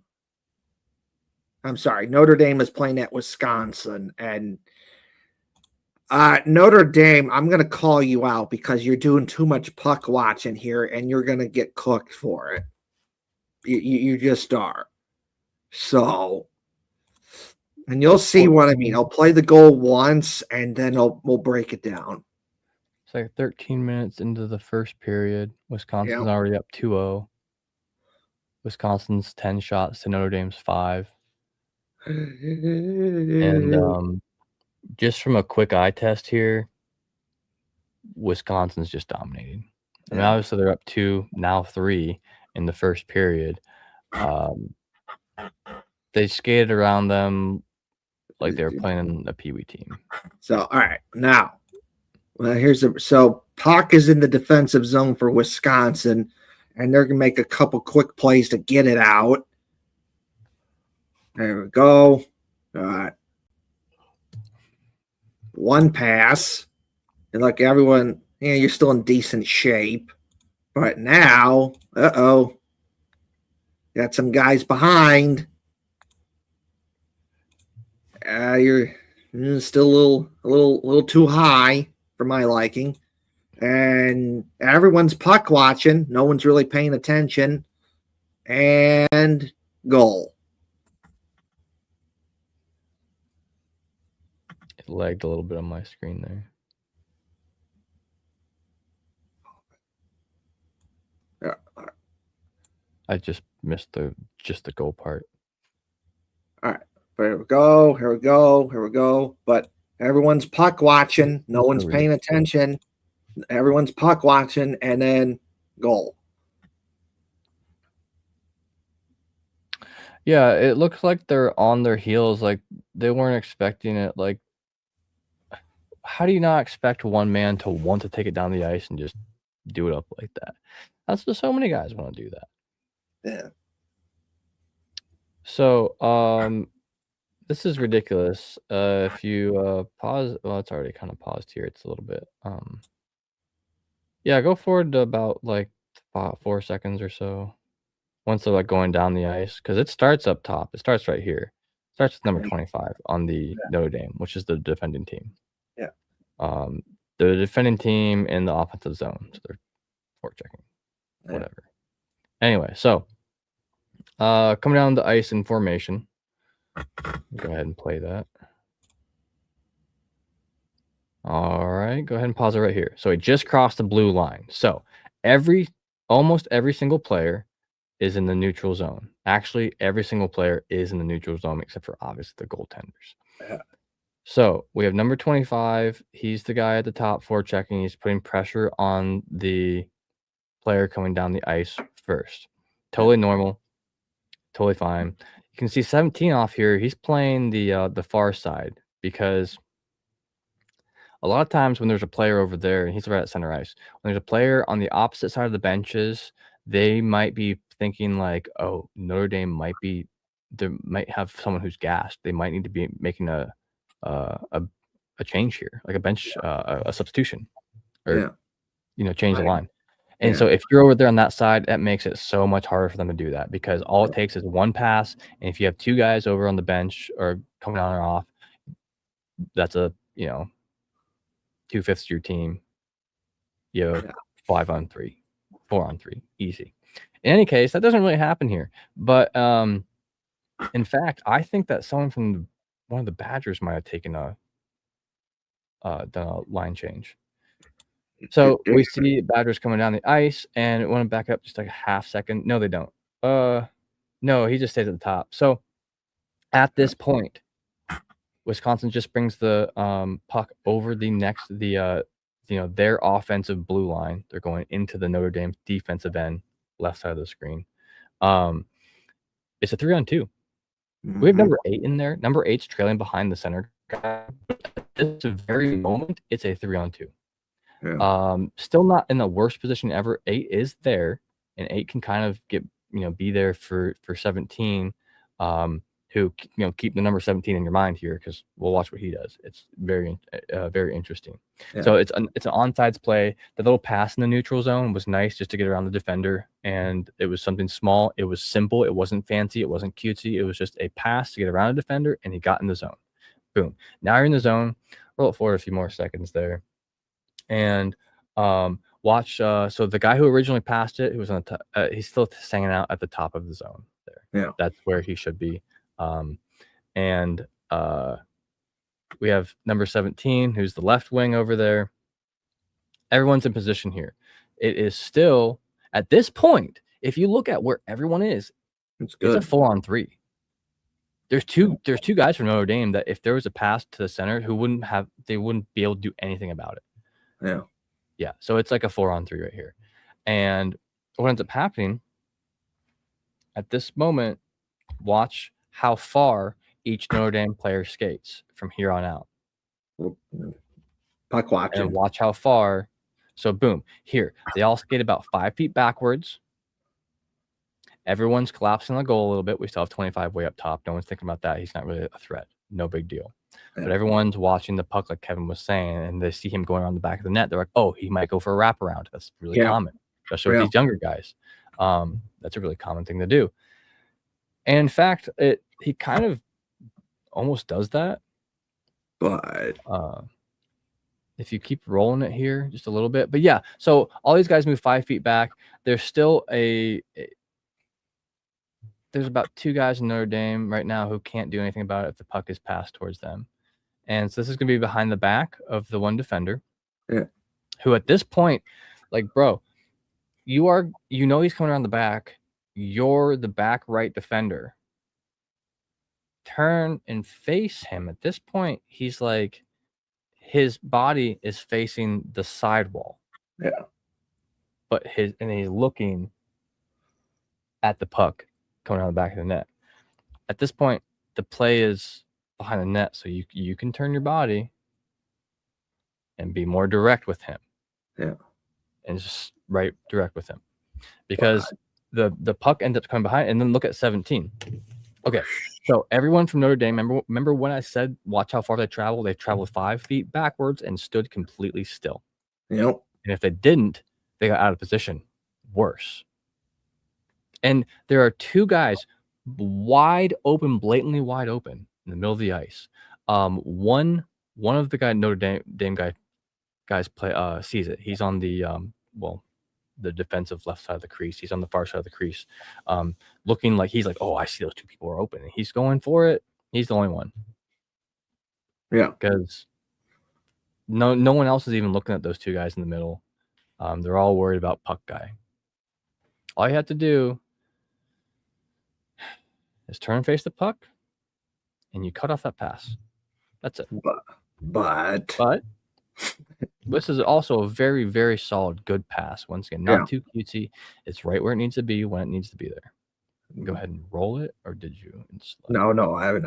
But because you're puck watching, you're not paying attention. This is a goal because you're puck watching.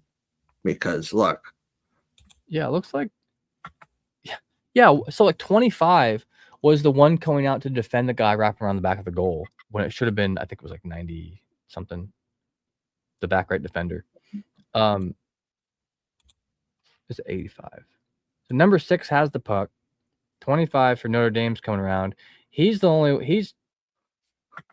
facing the back, but like he's going away from the middle. He's going away from where he should be defending. He's literally doing the exact opposite thing he should be doing. Yeah. It happens. But because you're puck watching, it's a goal. They stop. Boom.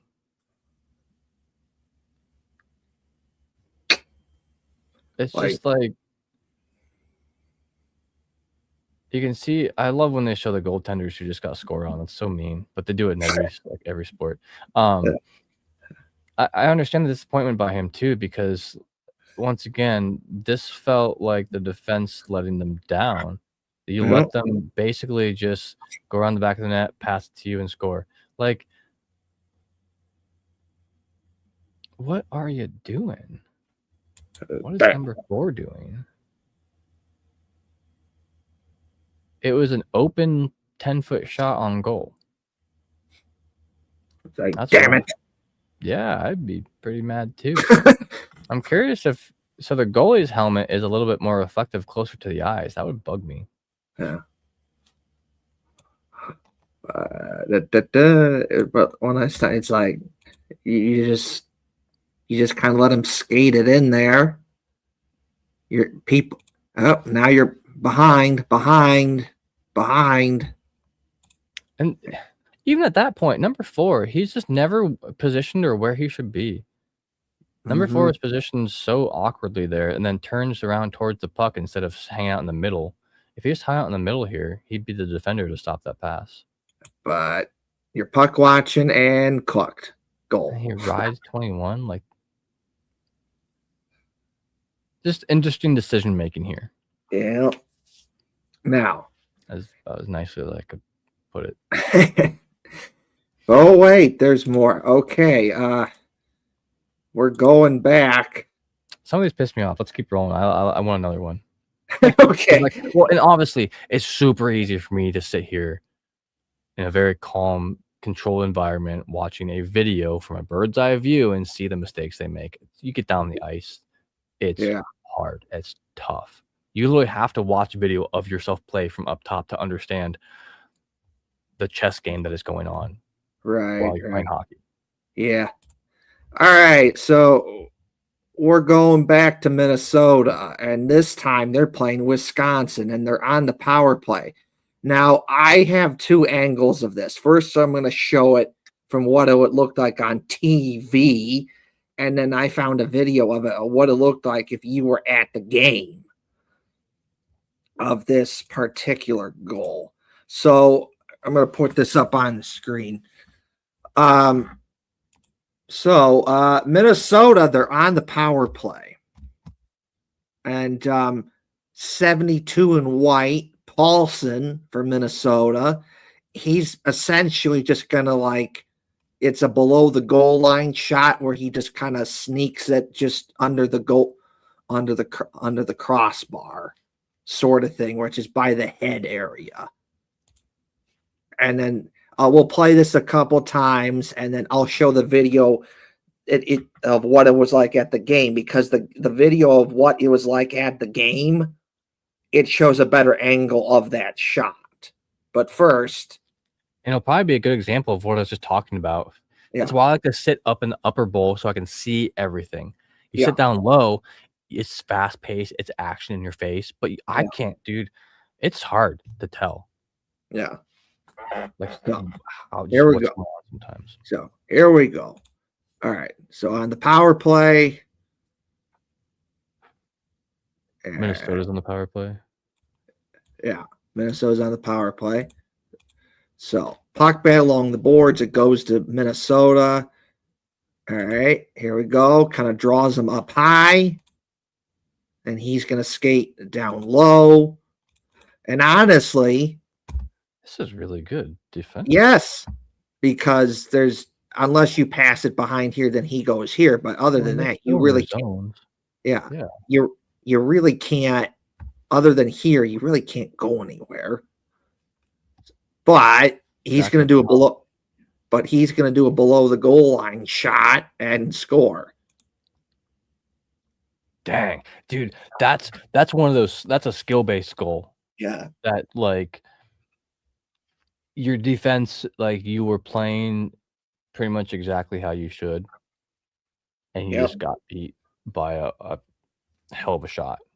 He's from, but we're seeing that more and more nowadays. Those shots from down by the goal line. Yeah. Because statistically, like, is this on the goaltender? I mean, maybe you could make the argument that's on a goaltender. He could have had that corner sealed up a little bit better. It looked like he shrugged down a little bit when the puck was being shot at him. So So maybe he could have stood up a little taller. So like maybe it's a minor nitpick, but there's a puck battle along the boards, and then the Minnesota wins. It gets rimmed around, and then they get it. And then 72, the goal scorer, Paulson gets it, and he actually goes up high to draw some of the guys up high. But this positioning's pretty well. Like, yeah, they're leaving the guy open in front of the goalie, but they're playing their zones, which means that everyone is cut off the pass. Yeah. The only person who really is open to play is the guy with the puck. Far side too. Yeah. But I feel like if they would have gone for the far side, like one of the guys in the middle could have got it. Yeah. But they're still like it's a minor nitpick, but puck bat along the boards, Minnesota wins it. They rim it around. Paulson and White gets it, and he goes up high to pull some of these people up high. And then that kind of pulls him off to the side because he goes down low. But it's honestly not that bad because you're only going to pass it here because you can't pass it here because it's going to get picked off. But maybe you could. Oh, he goes to do it. So the Wisconsin dude down the bottom in front of the goal. I was about to say maybe you could just like put a sticker, put like a hand on the back of the Minnesota guy in front of the crease and just like throw him off balance a little bit. But look, I think he's about to do that right here. Yeah. So let's see here. Because it's really hard to get between him and the puck at that point. And left-handed shot on the left side of the ice below the goal line. That's ridiculously hard. Yeah. Different story. If that's right-handed shot on the left side of the ice, you'd understand it more. But they'll be way more prepared for the shot. Yes. But left-handed shot on the left side of the ice goal line, that's basically really hard to stop. Because you're not thinking that he's going to shoot it there. Well, and he's not even really, if you look at where he's looking, also, just for those of you who might be listening, Paulson is spelled Pahlsson instead of like Paul, like Paulson. It's Paulson with like a H in there. Probably European, but that's a great hockey name. I love it. Like Brady Shea. Like we could spell that way differently, but it's spelled SKJEI. Yeah. But it honestly, like the goalie covered it pretty good. He just kind of sniped it on him. Oh, what do we got? What? Hi. How's it going? Okay, well, I thought someone else joined, but Nope. oh, Nope. okay. I accidentally. So I have some buttons on my. Why is it so extra bright now? Oh boy. I have some extra buttons on my mouse that Yeah. can go forward and backwards, and I accidentally just hit the back button. Oh boy. I know why it's so bright. There we go. But anyway, back. Hi. what I was saying is, like, honestly, my opinion, Wisconsin's goalie, he kind of covered it pretty good. It's just he sniped it. Minnesota just sniped it. It's like, what are you gonna do there? Yeah. Yeah. I mean, it's a skill shot. What can you do? So one last time, and then we'll go to the video. What it was like during the game. Pie, and right there, just snipe.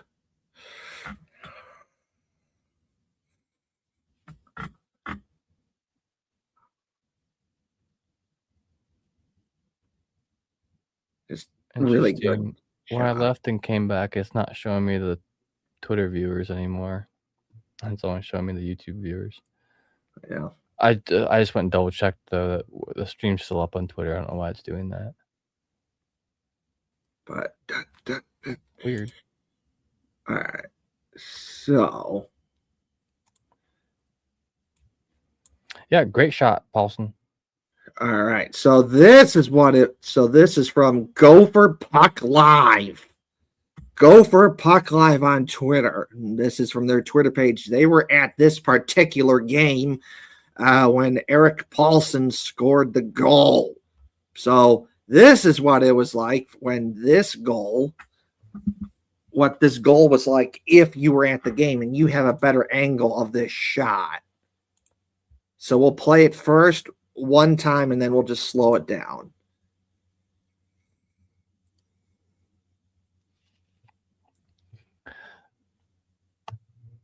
So we'll play this and then we'll just break it down. So here we go. Now pay attention to the net. This is a better angle of like where does this puck go? Here we go. Shoot. Right there. Did it hit the goalie's helmet? I've been thinking about this for a while. I've been a little bit confused as to how exactly it did end up in there. Let's see here. Just below the goalie. Yeah. Wow. Because look. You see it? Here, boop. Unreal, man. He had to basically shoot. He had like a 6-inch window to get that puck in, if that. And it only works if like the goalie gets out of the way slightly too much. Yeah. Yeah, that wasn't a defensive collapse. That wasn't some guy overreaching.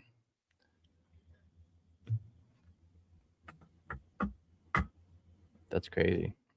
Just one more time. Here we go. It is the nice thing about these on, up by the glass angles like this. I was just talking about how I like to set up higher, but you can see the details like this a little bit better. Right. But here it's so much harder to see like how far defensively they're out. Well, it's better. Yeah, that's better on the TV. Yeah, just the bird's eye view. Yeah, there's a reason that the press box is the highest seat in the house, not the lowest. Yeah. Boop. All right, so on to after this. So on to the end here. Yeah, almost done. On to the next one. So this is Minnesota high school hockey. So this is what is this? Minnesota. Okay, so Joey Cullen. He's the son of Matt Cullen. who had a good career in the NHL. And to not surprising, but his kid is playing hockey in Minnesota and is good at hockey, because watch this goal that he scored. It's really good. He just cooks the defense here. So here we go. We're going to watch it. He literally skating circles around them. Yep. Literally. Yep. And go. What the hell? What the hell is going on? He cooked them. Someone just hit him. Just trip him. Sorry. I was a really shitty player. Oh, he's cooking them. Yeah. Yeah. Cuts back on him. And then the snipe. The tender doesn't even look ready. No. It's like this guy's had the puck for 5 minutes, dude. Be ready for the shot. I get like you're just sitting there. One. Okay, so this is okay. One. Okay, that's one guy he cooked. He literally just Two. is faster than him. Okay, that's two. Okay, that's three. And goal. He cooked And you know three. what? Like I don't know. Like it's hard to tell from this angle because we're literally just talking about that. But so the angle of this is from the bench, behind the players, so you can see their reactions to this too, which is really neat. But it's hard to tell where the rest of the defense is. It doesn't look like they're out of position. They have the one guy who's chasing the puck, and that's he cooks the same guy like multiple times. He does. Like it's the same guy chasing him for a while. I think maybe except for maybe at the very end, one other player might step out at him. Yeah. And that's when he takes a shot. Yeah. But like realistically, the defense was leaving the goalie's vision open. I don't think they were leaving a big gap for that shot. I think they were leaving the vision open for the goalkeeper. Yeah. And honestly, the goalkeeper, it was this close from his glove. Like he could have got it. Yeah. Not saying he should have got it, but he could have got it. Yeah. Yeah. So okay, so here we go. Let's see here. Okay, so here we go. This is one guy he cooked. Oh, he cooked that guy again twice. Yep, cooked that guy. And shot. Well, he's kind of screened in front. But then goal. Just sniped it.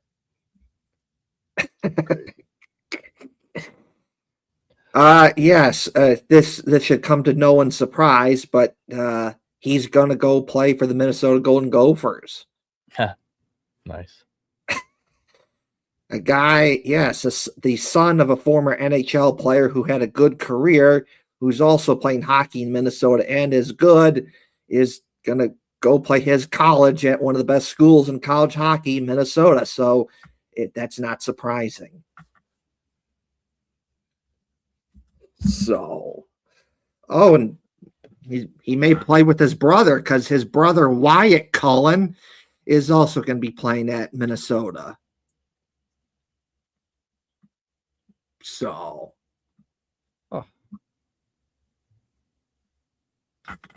yeah, one more time, and then I got like one or two more things to show, and then they'll probably be, So, bam. Cooked the same guy twice, and then he cooked another guy.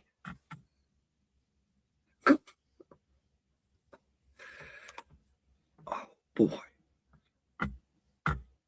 All right, going on with the whole Minnesota high school hockey thing. So,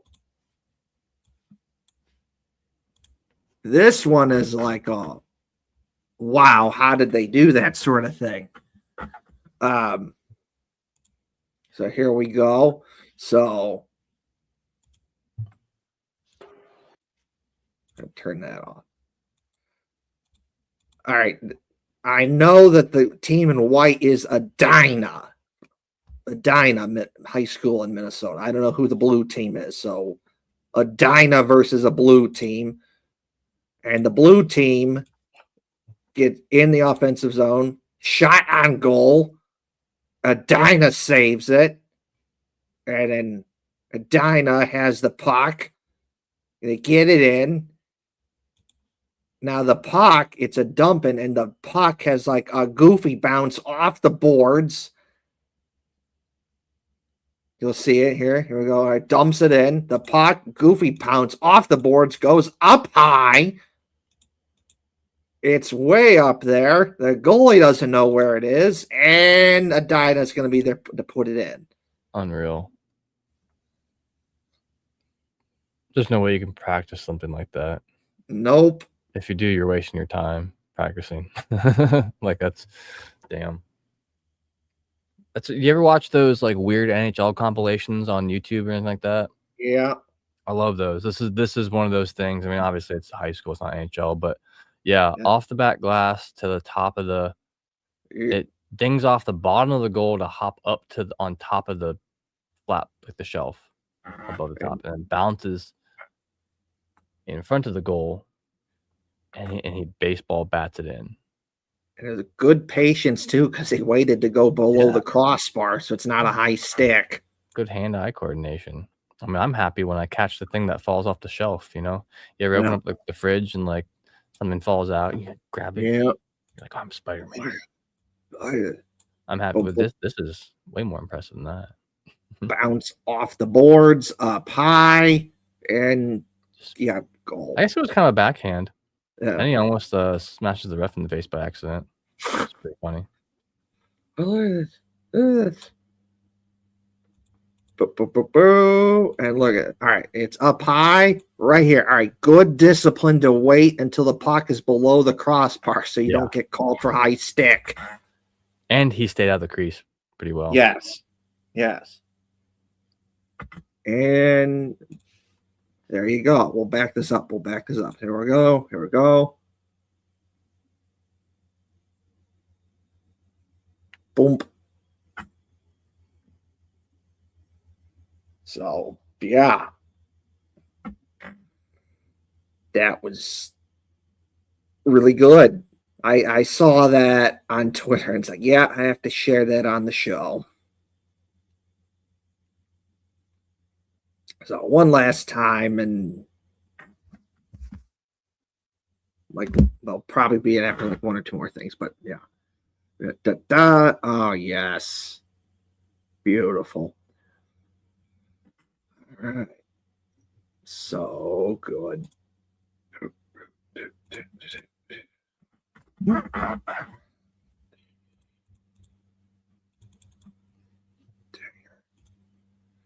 All right. Oop.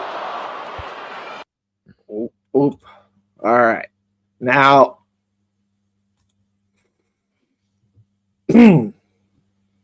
let's see here. Yes.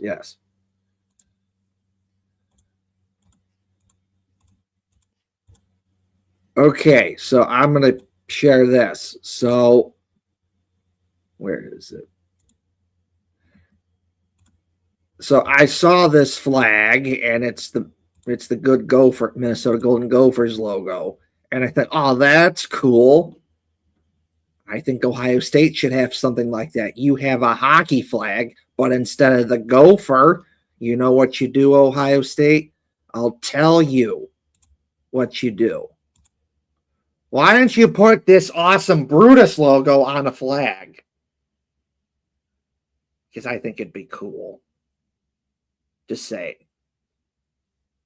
put this on like hats and shirts and sweatshirts. Like, this is a good logo, Ohio State. Listen to me. This is a good logo. You need to do it. Put this on stuff. Put it on a flag. It just like this Minnesota one with the cool Gopher logo. Like, can you like a flag with the Brutus logo playing hockey on it? And it says, like, instead of Minnesota hockey, it says Ohio State hockey. Come on now. That'd be good. So, something like this, or instead of the Gopher on it, it's the Brutus logo. Just saying, just throwing that one out there. It'd be pretty sick. I just throwing that one out there. I think you should do it. So let's see here. I'm gonna check my bookmarks to see if I have anything else to share. Okay, yeah. All right. So of course we've talked about this on the show before, but the Hobie Baker Award, that's basically so in college football you have the Heisman Trophy, and that every year whoever wins that is the best player in college football.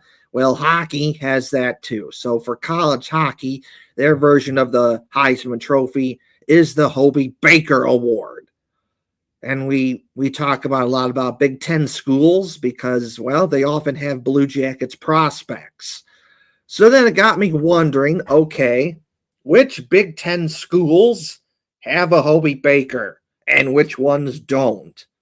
So here we have the Big Ten schools that have a Hobie Baker. We have Minnesota, Wisconsin, Michigan State, and Michigan. And the Big Ten schools that, as of right now, don't have a Hobie Baker Award, Penn State, Ohio State, and Notre Dame. But when I saw who had the Hobie Baker Awards in the Big Ten, I was not surprised because schools like Minnesota, Wisconsin, Michigan State, and Michigan are consistently good at hockey. So it's not surprising that they would have a Hobie Baker Award because they produce good players that would be good enough to get a Hobie Baker Award. So not surprising in that. And of course, Adam Fantilli, who played at Michigan and now plays for the Blue Jackets, is one of those guys who won a Hobie Baker Award. Oh yeah. How long has this award been given out? Oh, To find out. Yeah. Because started holy shit. It's been there for started a bit. In 1981. Yeah. And those three schools don't have a single one? They do not. Max Plant won the most recent one from Minnesota Duluth, which is Yeah. So the model, oh, get this though. So we talk about Minnesota being a huge hockey state. They got four Hobie Bakers. Well, the model for the award was Steve Kristoff, who played for University of Michigan, and he ended up playing in the NHL too. Yeah. So let's see here. Let's go by school. Boston College, Boston. There's 2 from Bowling Green. Yeah. There's 4 from Harvard. Yeah. 1, 2, 3, 4. Denver, Michigan, Michigan State, Minnesota, Minnesota Duluth, New Hampshire, North Dakota, Northeastern St. Cloud State, Wisconsin. Yeah. No Ohio State. Oh yeah, winners by school. So by school, Minnesota Duluth has 7 winners. Harvard has 4. Minnesota has 4. Boston University has 4. Yeah. Boston College has 3. Michigan has 3. Michigan State has 3. I mean, my sisters went to Bowling Green. I knew that their hockey program was good, but I didn't realize it was had like Hobie Baker talent good. Yeah. They have two of them. Yeah. And that's the only Ohio school to have a Hobie Baker Award. So the last 3 Big Ten schools to do it, Isaac Howard did it at Michigan State, then Adam Fantilli at Michigan, then Cole Caulfield, he did it at Wisconsin. Yep. And actually, the Blue Jackets. No shit. Yeah. And actually, the Blue Jackets have had 4 players that have played for them and have won a Hobie Baker. Adam Gaudette? No. Did he not play for them ever? Well, the Monsters, never the Blue Jackets. Oh, okay. He did win the Hobie Baker, though. He did, but so you can see it on, I'll tell you the names and you can see it on the list, Hefty Duck. Right. So Jordan Leopold for Minnesota. 2002. He won it. So he won it at Minnesota, and then he played for the Blue Jackets. And then obviously Johnny Gaudreau did it at Boston College, and then he played for the He played for the Blue Jackets. Yeah. Brian Holzinger for Bowling Green. Brian Holzinger, 1995. Yeah, so Brian Holzinger did it at Bowling Green, and he played for the Blue Jackets. And then obviously Adam Fantilli did it at Michigan, and now he's playing for the Blue Jackets. Yeah, a couple more notable names to go up here with Fantilli. I already mentioned McCarr, Jimmy Vesey. Not him. Jack Eichel won it the year after John Gaudreau did. Yep. A bunch of other very talented players through here. A lot of NHL players on this list. Imagine that. Yes.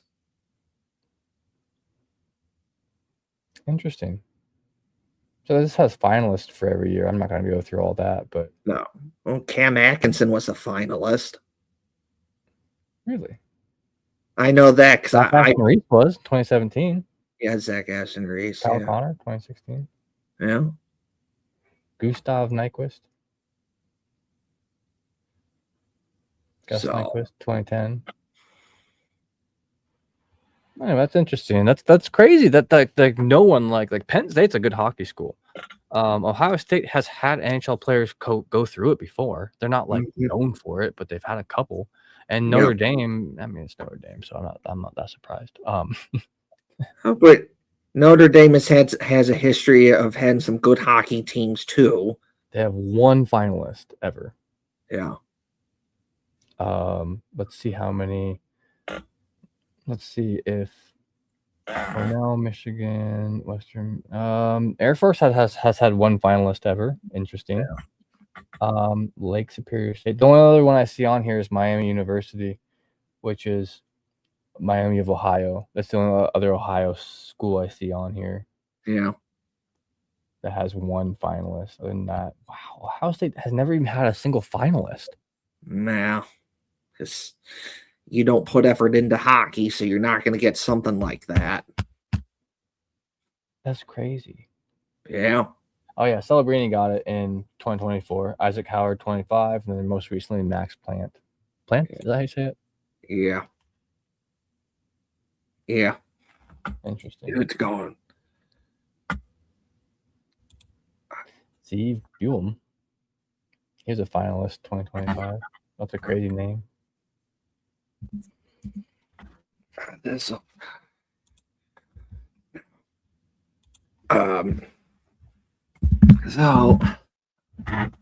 since we're on this, so probably one of the last things I'll share. Yeah, I get going here soon. We'll just quickly go through every Big Ten school to see how good they've been for hockey. So first off, we'll do Michigan State, and I'll put it up on the screen.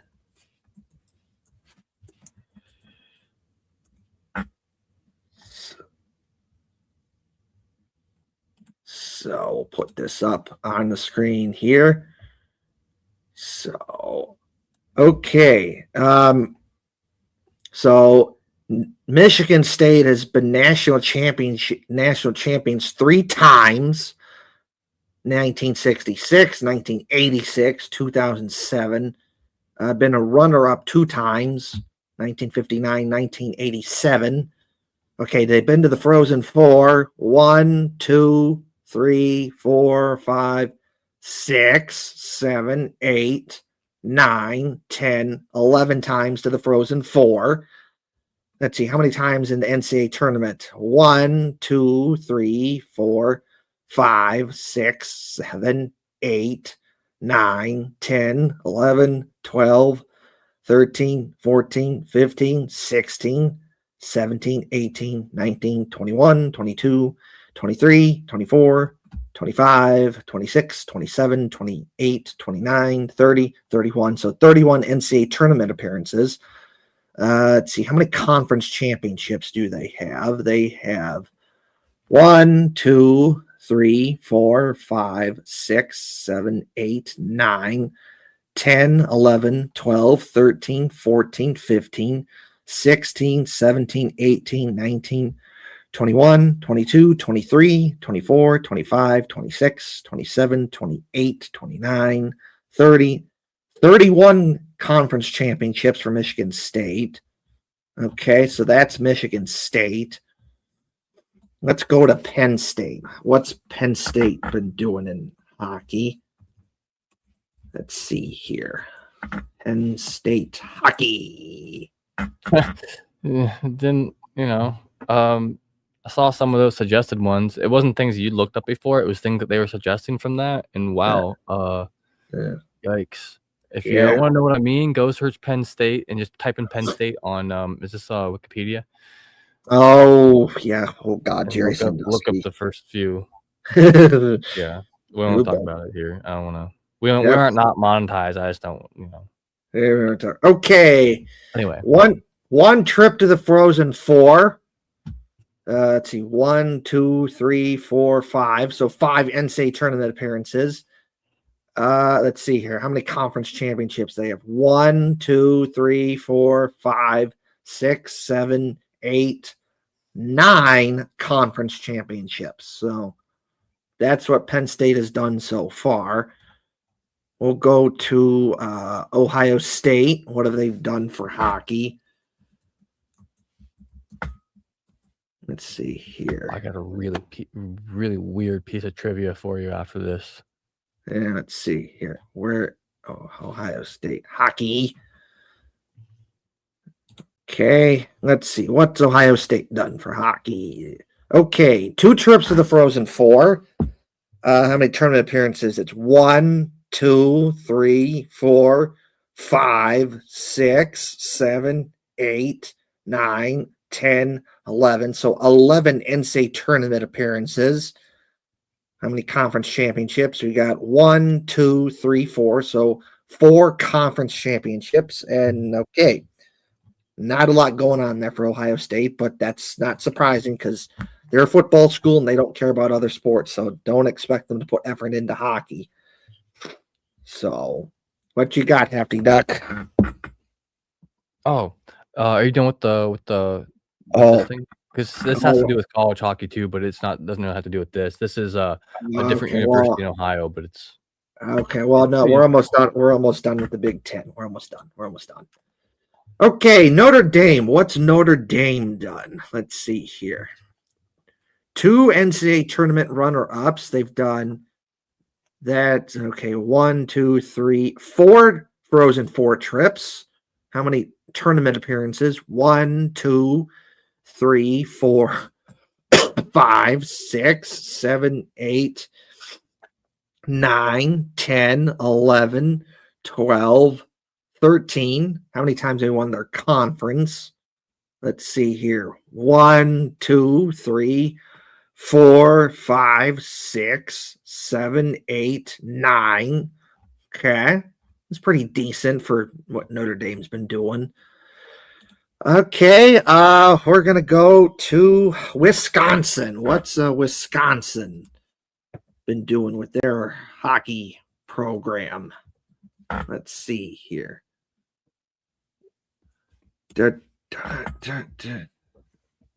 Okay, Wisconsin.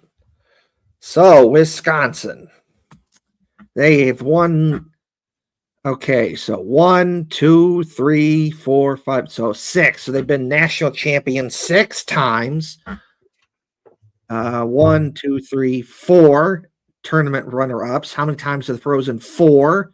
1, 2, 3, 4, 5, 6, 7, 8, 9, 10, 11, 12, 13 times to the Frozen Four.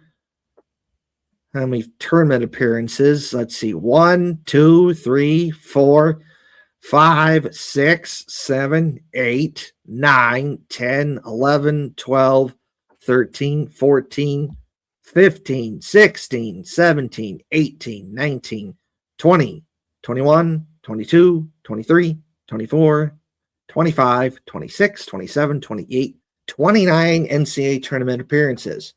How many times have they won their conference? Let's see here. 1, 2, 3, 4, 5, 6, 7, 8, 9, 10, 11, 12, 13, 14, 15, 16, 17, 18, 19, 20, 21, 22, 23 conference championships for Wisconsin. We have 2 more teams to go. It's Michigan and Minnesota. We'll go to Minnesota. I know they're really good, but how good have they been? Let's find out. So let's see here. Okay, let's see. 1, 2, 3, 4, 5. So they've been national champions 5 times. Runner-ups 1, 2, 3, 4, 5, 6, 7, 8. How many times to the Frozen? 4. 1, 2, 3, 4, 5, 6, 7, 8, 9, 10, 11, 12, 13, 14, 15, 16, 17, 18, 19, 20, 21, 22, 23. Okay. How many NCAA tournament appearances? 1, 2, 3, 4, 5, 6, 7, 8, 9, 10, 11, 12, 13, 14, 15, 16, 17, 18, 19, 20, 21, 22, 23, 24, 25, 26, 27, 28, 29, 30, 31, 32, 33, 34, 35, 36, 37, 38, 39, 40, 41, 42. Oh my goodness. 42 tournament appearances. That is a lot. I know they're good, but maybe I didn't think maybe they were that good, but they're good. Okay, how many times has Minnesota won their conference?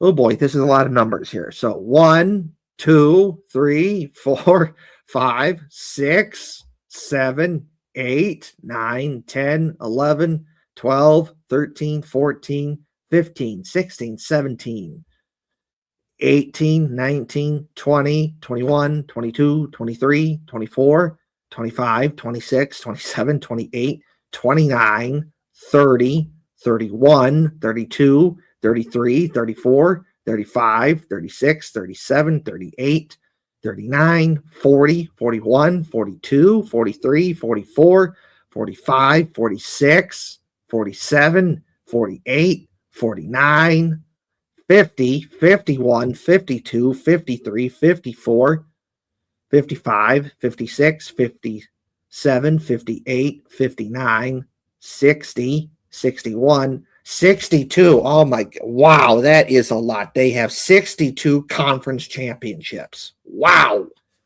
That is ridiculously good. That's insane. That is insane. 62. They've won their conference 62 times. Kind of surprising, but I shouldn't be because Minnesota's really good at hockey. I should not be surprised at that. But They wow, have a lot of like homegrown players too. Like, you know, Yeah. it's a lot easier to recruit someone like from the state they're already in. yeah, Because I mean, unless you're having full rides like out of state, like Yeah. having to do any sort of loans and other bullshit to go to a college, it's just cheaper to be in state. So, like that would make a lot of sense to me. Yeah. They have scouts, they have high schools nearby. yeah. That's crazy. Now, there's some truth to that. Is that Minnesota's a really good hockey state, and they, really don't have to go anywhere. It's like, hey, in our backyard, there's a really good player. Go get him, and they could probably go get him because they're consistently good. And they'd be like, hey, we're Minnesota. We're good at hockey. Come play for us. It's kind of like, Ohio State. They really don't. They can get any Ohio guy they want for football because you grow up in Ohio watching Ohio State, and then a guy says, "Hey, come play play at Ohio State for us," and it's like, okay, yeah, it's probably the same thing where you have guys growing up in Minnesota watching the Gophers play hockey, loving it, and then the Gophers come to them and say, "Hey, come play hockey," and it's like, okay, yeah. So that probably helps. And then the fact is they're good at hockey. And they could probably get other players outside of Minnesota to come. So that's just really good. 62 conference championships. conference championships. Wow. Wow. All right, one last school in the Big Ten. It's Michigan. We've talked about this on the show before. Michigan is good at hockey, but how good have they been at hockey? We are about to find out. How good has Michigan been good at hockey? So I got to do that again. Michigan Wolverines hockey. Let's see here. Women's, okay, the men. Okay, Michigan. Let's see here. Okay, how many times have we won the national championship? 1, 2, 3, 4, 5, 6, 7, 8, 9. Okay, that's really good. They've won the national championship 9 times. They've been a run since 98. Yeah, 98. So, but damn, that's really good. 9 national championships in hockey. All right, they've been a runner-up 3 times. How many times have they been to the Frozen Four? 1, 2, 3, 4, 5, 6, 7, 8, 9, 10, 11, 12, 13, 14, 15, 16, 17, 18, 19, 20, 21, 22, 23, 24, 25, 26, 27, 28, 29 times in the Frozen Four. Ridiculously good. How many times did they make it to the NCAA tournament? 1, 2, 3, 4, 5, 6, 7, 8, 9, 10, 11, 12, 13, 14, 15, 16, 17, 18, 19, 20, 21, 22, 23, 24, 25, 26, 27, 28, 29, 30, 31, 32, 33, 34, 35, 36, 37, 38, 39, 40, 41, 42 times to the NCAA tournament.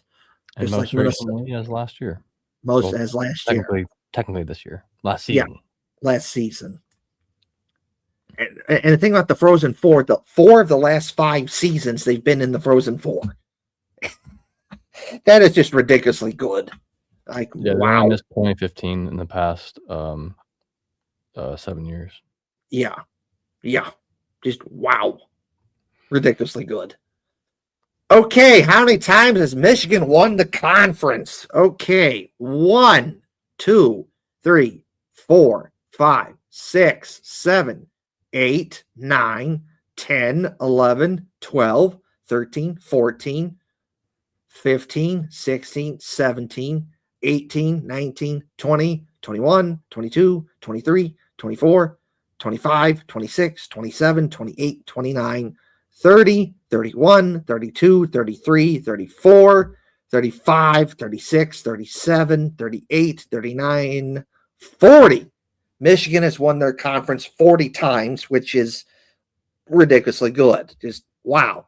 So, yes, that's how good Michigan has been, and that is a recap on how good every Big Ten team has done at hockey historically, with really the 2 really big stars of the show that really stand out are Minnesota and Michigan. Just really good. And then just a step below that is Wisconsin and Michigan State. So there's your Big Ten recap of how every team has done in hockey historically. So what you got, Hefty Duck? So, this is not a Big Ten school we're talking about, but I'm about to talk about in Ohio, a university in Ohio, and it's a day late, but I would like to. I got this from a McNeil post. If you don't know who that is, it's at Reflog18. He follows mostly Cleveland sports, but Ohio sports in general. No. Many of you might be aware that in Granville, Ohio, that is just about, I don't know, half hour east of Newark, if that. There's a university called Denison University, Well, there was a goaltender for that university whose 64th birthday was yesterday. And he played goaltender for them for 4 years. That is Steve Carell, the famous comedian from Bruce Almighty, 40-Year-Old Virgin, tons of other acting roles. And I just thought that was really interesting. Apparently Jennifer Garner went to that school then later, like a few years after that too. Also, I didn't know he was 64. That's, older than I thought he was. But yeah, Steve Carell Yes. played goaltender for Denison University in 1981 to 1984. So just weird little trivia fact for you. Like, I didn't know he had any ties to Ohio at all, let alone, I mean, that's a small university here, just in I don't want to say middle of nowhere, Ohio, but it's not Columbus, it's Granville. It's a little bit of the middle of nowhere. Yeah. But yeah, that's all I have. I just thought that was really funny, and we were talking about college sports, and Steve Carell's birthday was yesterday. Right. Yeah. Pretty cool. Anyway, All right. that's all I got. I don't really have anything else for the show. I kind of need to get out of here. Yeah, okay. I'm probably going to get out of here too. So we just say our stuff and then just get out of here. Cool. That'll do. So start it off, Hefty Duck. Will do as always. Thanks everyone for listening or watching the show. I forgot to say it at the top of the hour, but if you want to listen to our podcast, if you don't want to, aren't able to, or don't like the live broadcast, there's always the audio option. We're on Spotify, we're on Apple, anywhere you can find podcasts, we are there. Look us up. Also check us out on YouTube. If you're watching us on Twitter, YouTube is great. We get the comments easier from there. Like if you comment during the show, we'll talk about it and we'll talk with you about it. We do get some from Twitter, but there's like a weird delay with it sometimes. I don't know why. But check us out on YouTube. Give us a like, share, subscribe. It helps support the show. We literally just do this for fun. And, I am, I guess, the sponsor of the show, technically. So check me out at Lance Shaw. No, it's Lance S Tattoos now, because my names are spelled right here. But yes, many of you, as I can tell by our statistics, are watching from mobile. And it might be kind of hard to see my name. I get that. So it's just lance.s.tattoos. I did a really cool stinger tattoo a few months ago, or actually it's last year. Check it out. Come get tattooed. Come get some cool pictures. I will, if I think there's someone out there that made a bet about getting the Blue Jackets tattoo one time. You should come see me. Because you haven't gotten it yet. I know who that is. That'd be Sarah Kent. Yeah. There's always been jokes, but hey, someone that can do it for you. Come hit me up. Because the joke was if Eric Robinson got a hat trick when he was playing for the Blue Jackets, she'd get the tattoo. And well, Eric Robinson got that hat trick, and that still hasn't happened. The tattoo hasn't happened. 4 years. Crazy. Yeah. Oh well. Oh well. That's pretty funny, but yeah. So check me out at Lance S Tattoos on there. You can add me on Facebook if you want. It's all professional account, so it's like, you can message me if you really super want, but email me. Yeah. Anyway, thanks for watching, y'all. I appreciate you. Like, share, subscribe. Am I missing anything else? I don't think so. If I am, I'll be back here next week. Yeah. So, all right then. So, as always, please like, share, and subscribe to the YouTube channel. Please like, share, and subscribe to the YouTube channel. Please tell your family. Please tell your friends. Please like, share, and subscribe to the YouTube channel. That would be greatly appreciated. Do it. And as always, got to give a shout out to my awesome grandpa. You weren't much of a hockey guy, but because of me, you became a big hockey guy. And you liked going to Blue Jackets games, and you liked watching the Blue Jackets on TV. And I set it up on your iPad that you could watch the Blue Jackets play, and you loved it. And you loved telling me about how you loved that you could just pull out your iPad and watch the Blue Jackets play. And So, and you always ask me about the Blue Jackets. So, whenever, if I saw you in person, you would ask me about the Blue Jackets and how they're doing, what's going on with them. Anytime I talk to you on the phone, you ask me about the Blue Jackets and what's going on with the Blue Jackets. How are they doing? And, sometimes it was, they're playing terrible and I hate it. But sometimes it's like, man, they're playing awesome. They're playing a good game and like they've won like 10 in a row and they're playing awesome. But regardless of how the Blue Jackets are doing, you always got a kick out of it and you always loved it.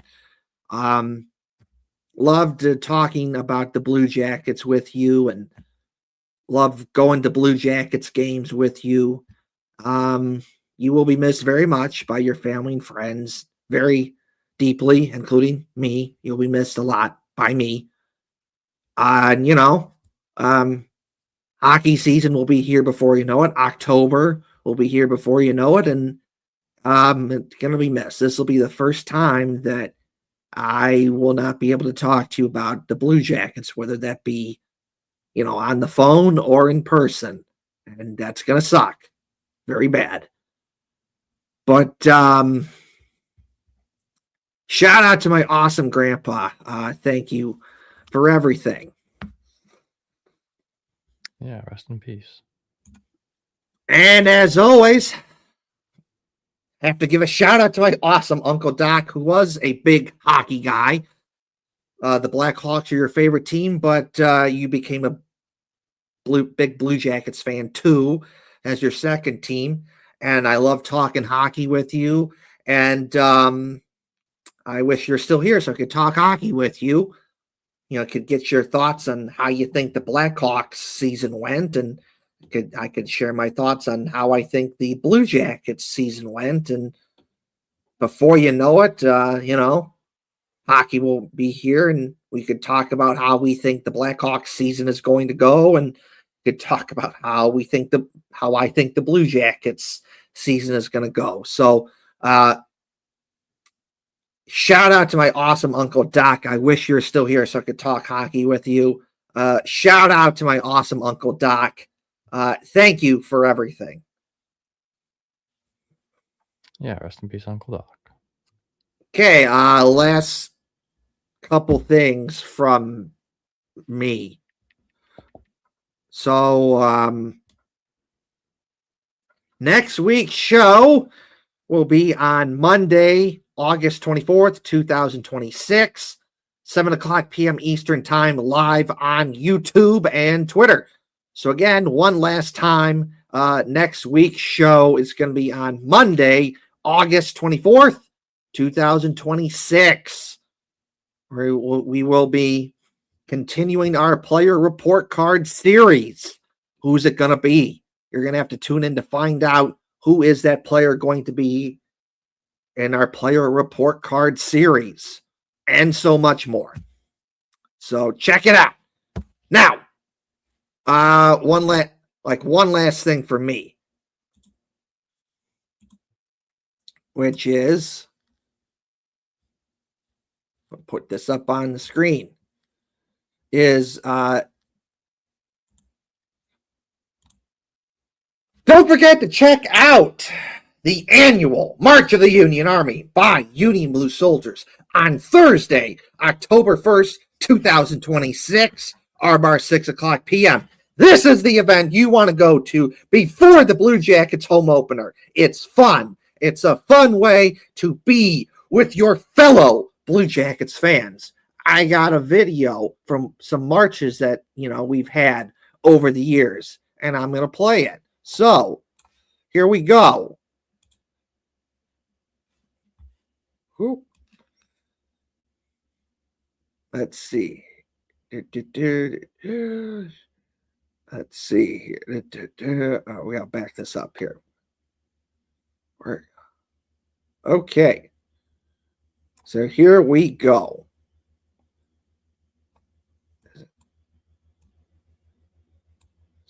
Why is it? Come on, don't do this to me. All right.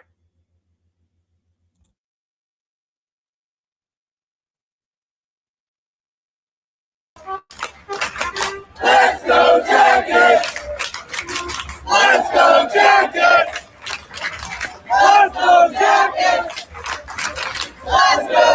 Jackets! Let's go Jackets! Let's go Jackets! Back this up a bit. So there it is. Ooh. Let's go Jackets! Let's go Jackets! Let's go Jackets! Let's go Jackets! Let's go Jackets! Let's go Jackets! Let's go Jackets! Let's go Jackets! Let's go Jackets! Let's go Jackets!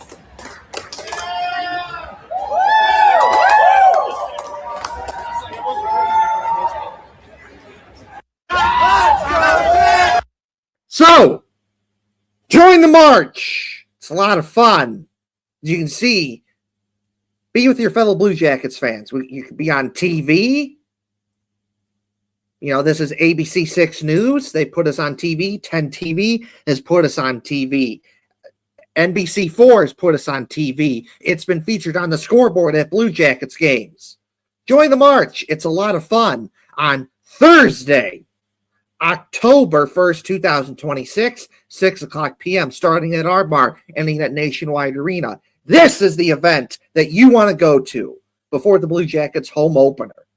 So one last time, join the march on Thursday, October 1st, 2026, 6 o'clock p.m.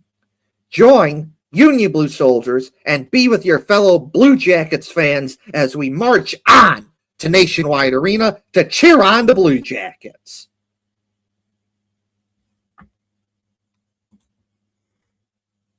Do it. Be there. And of course, one last thing.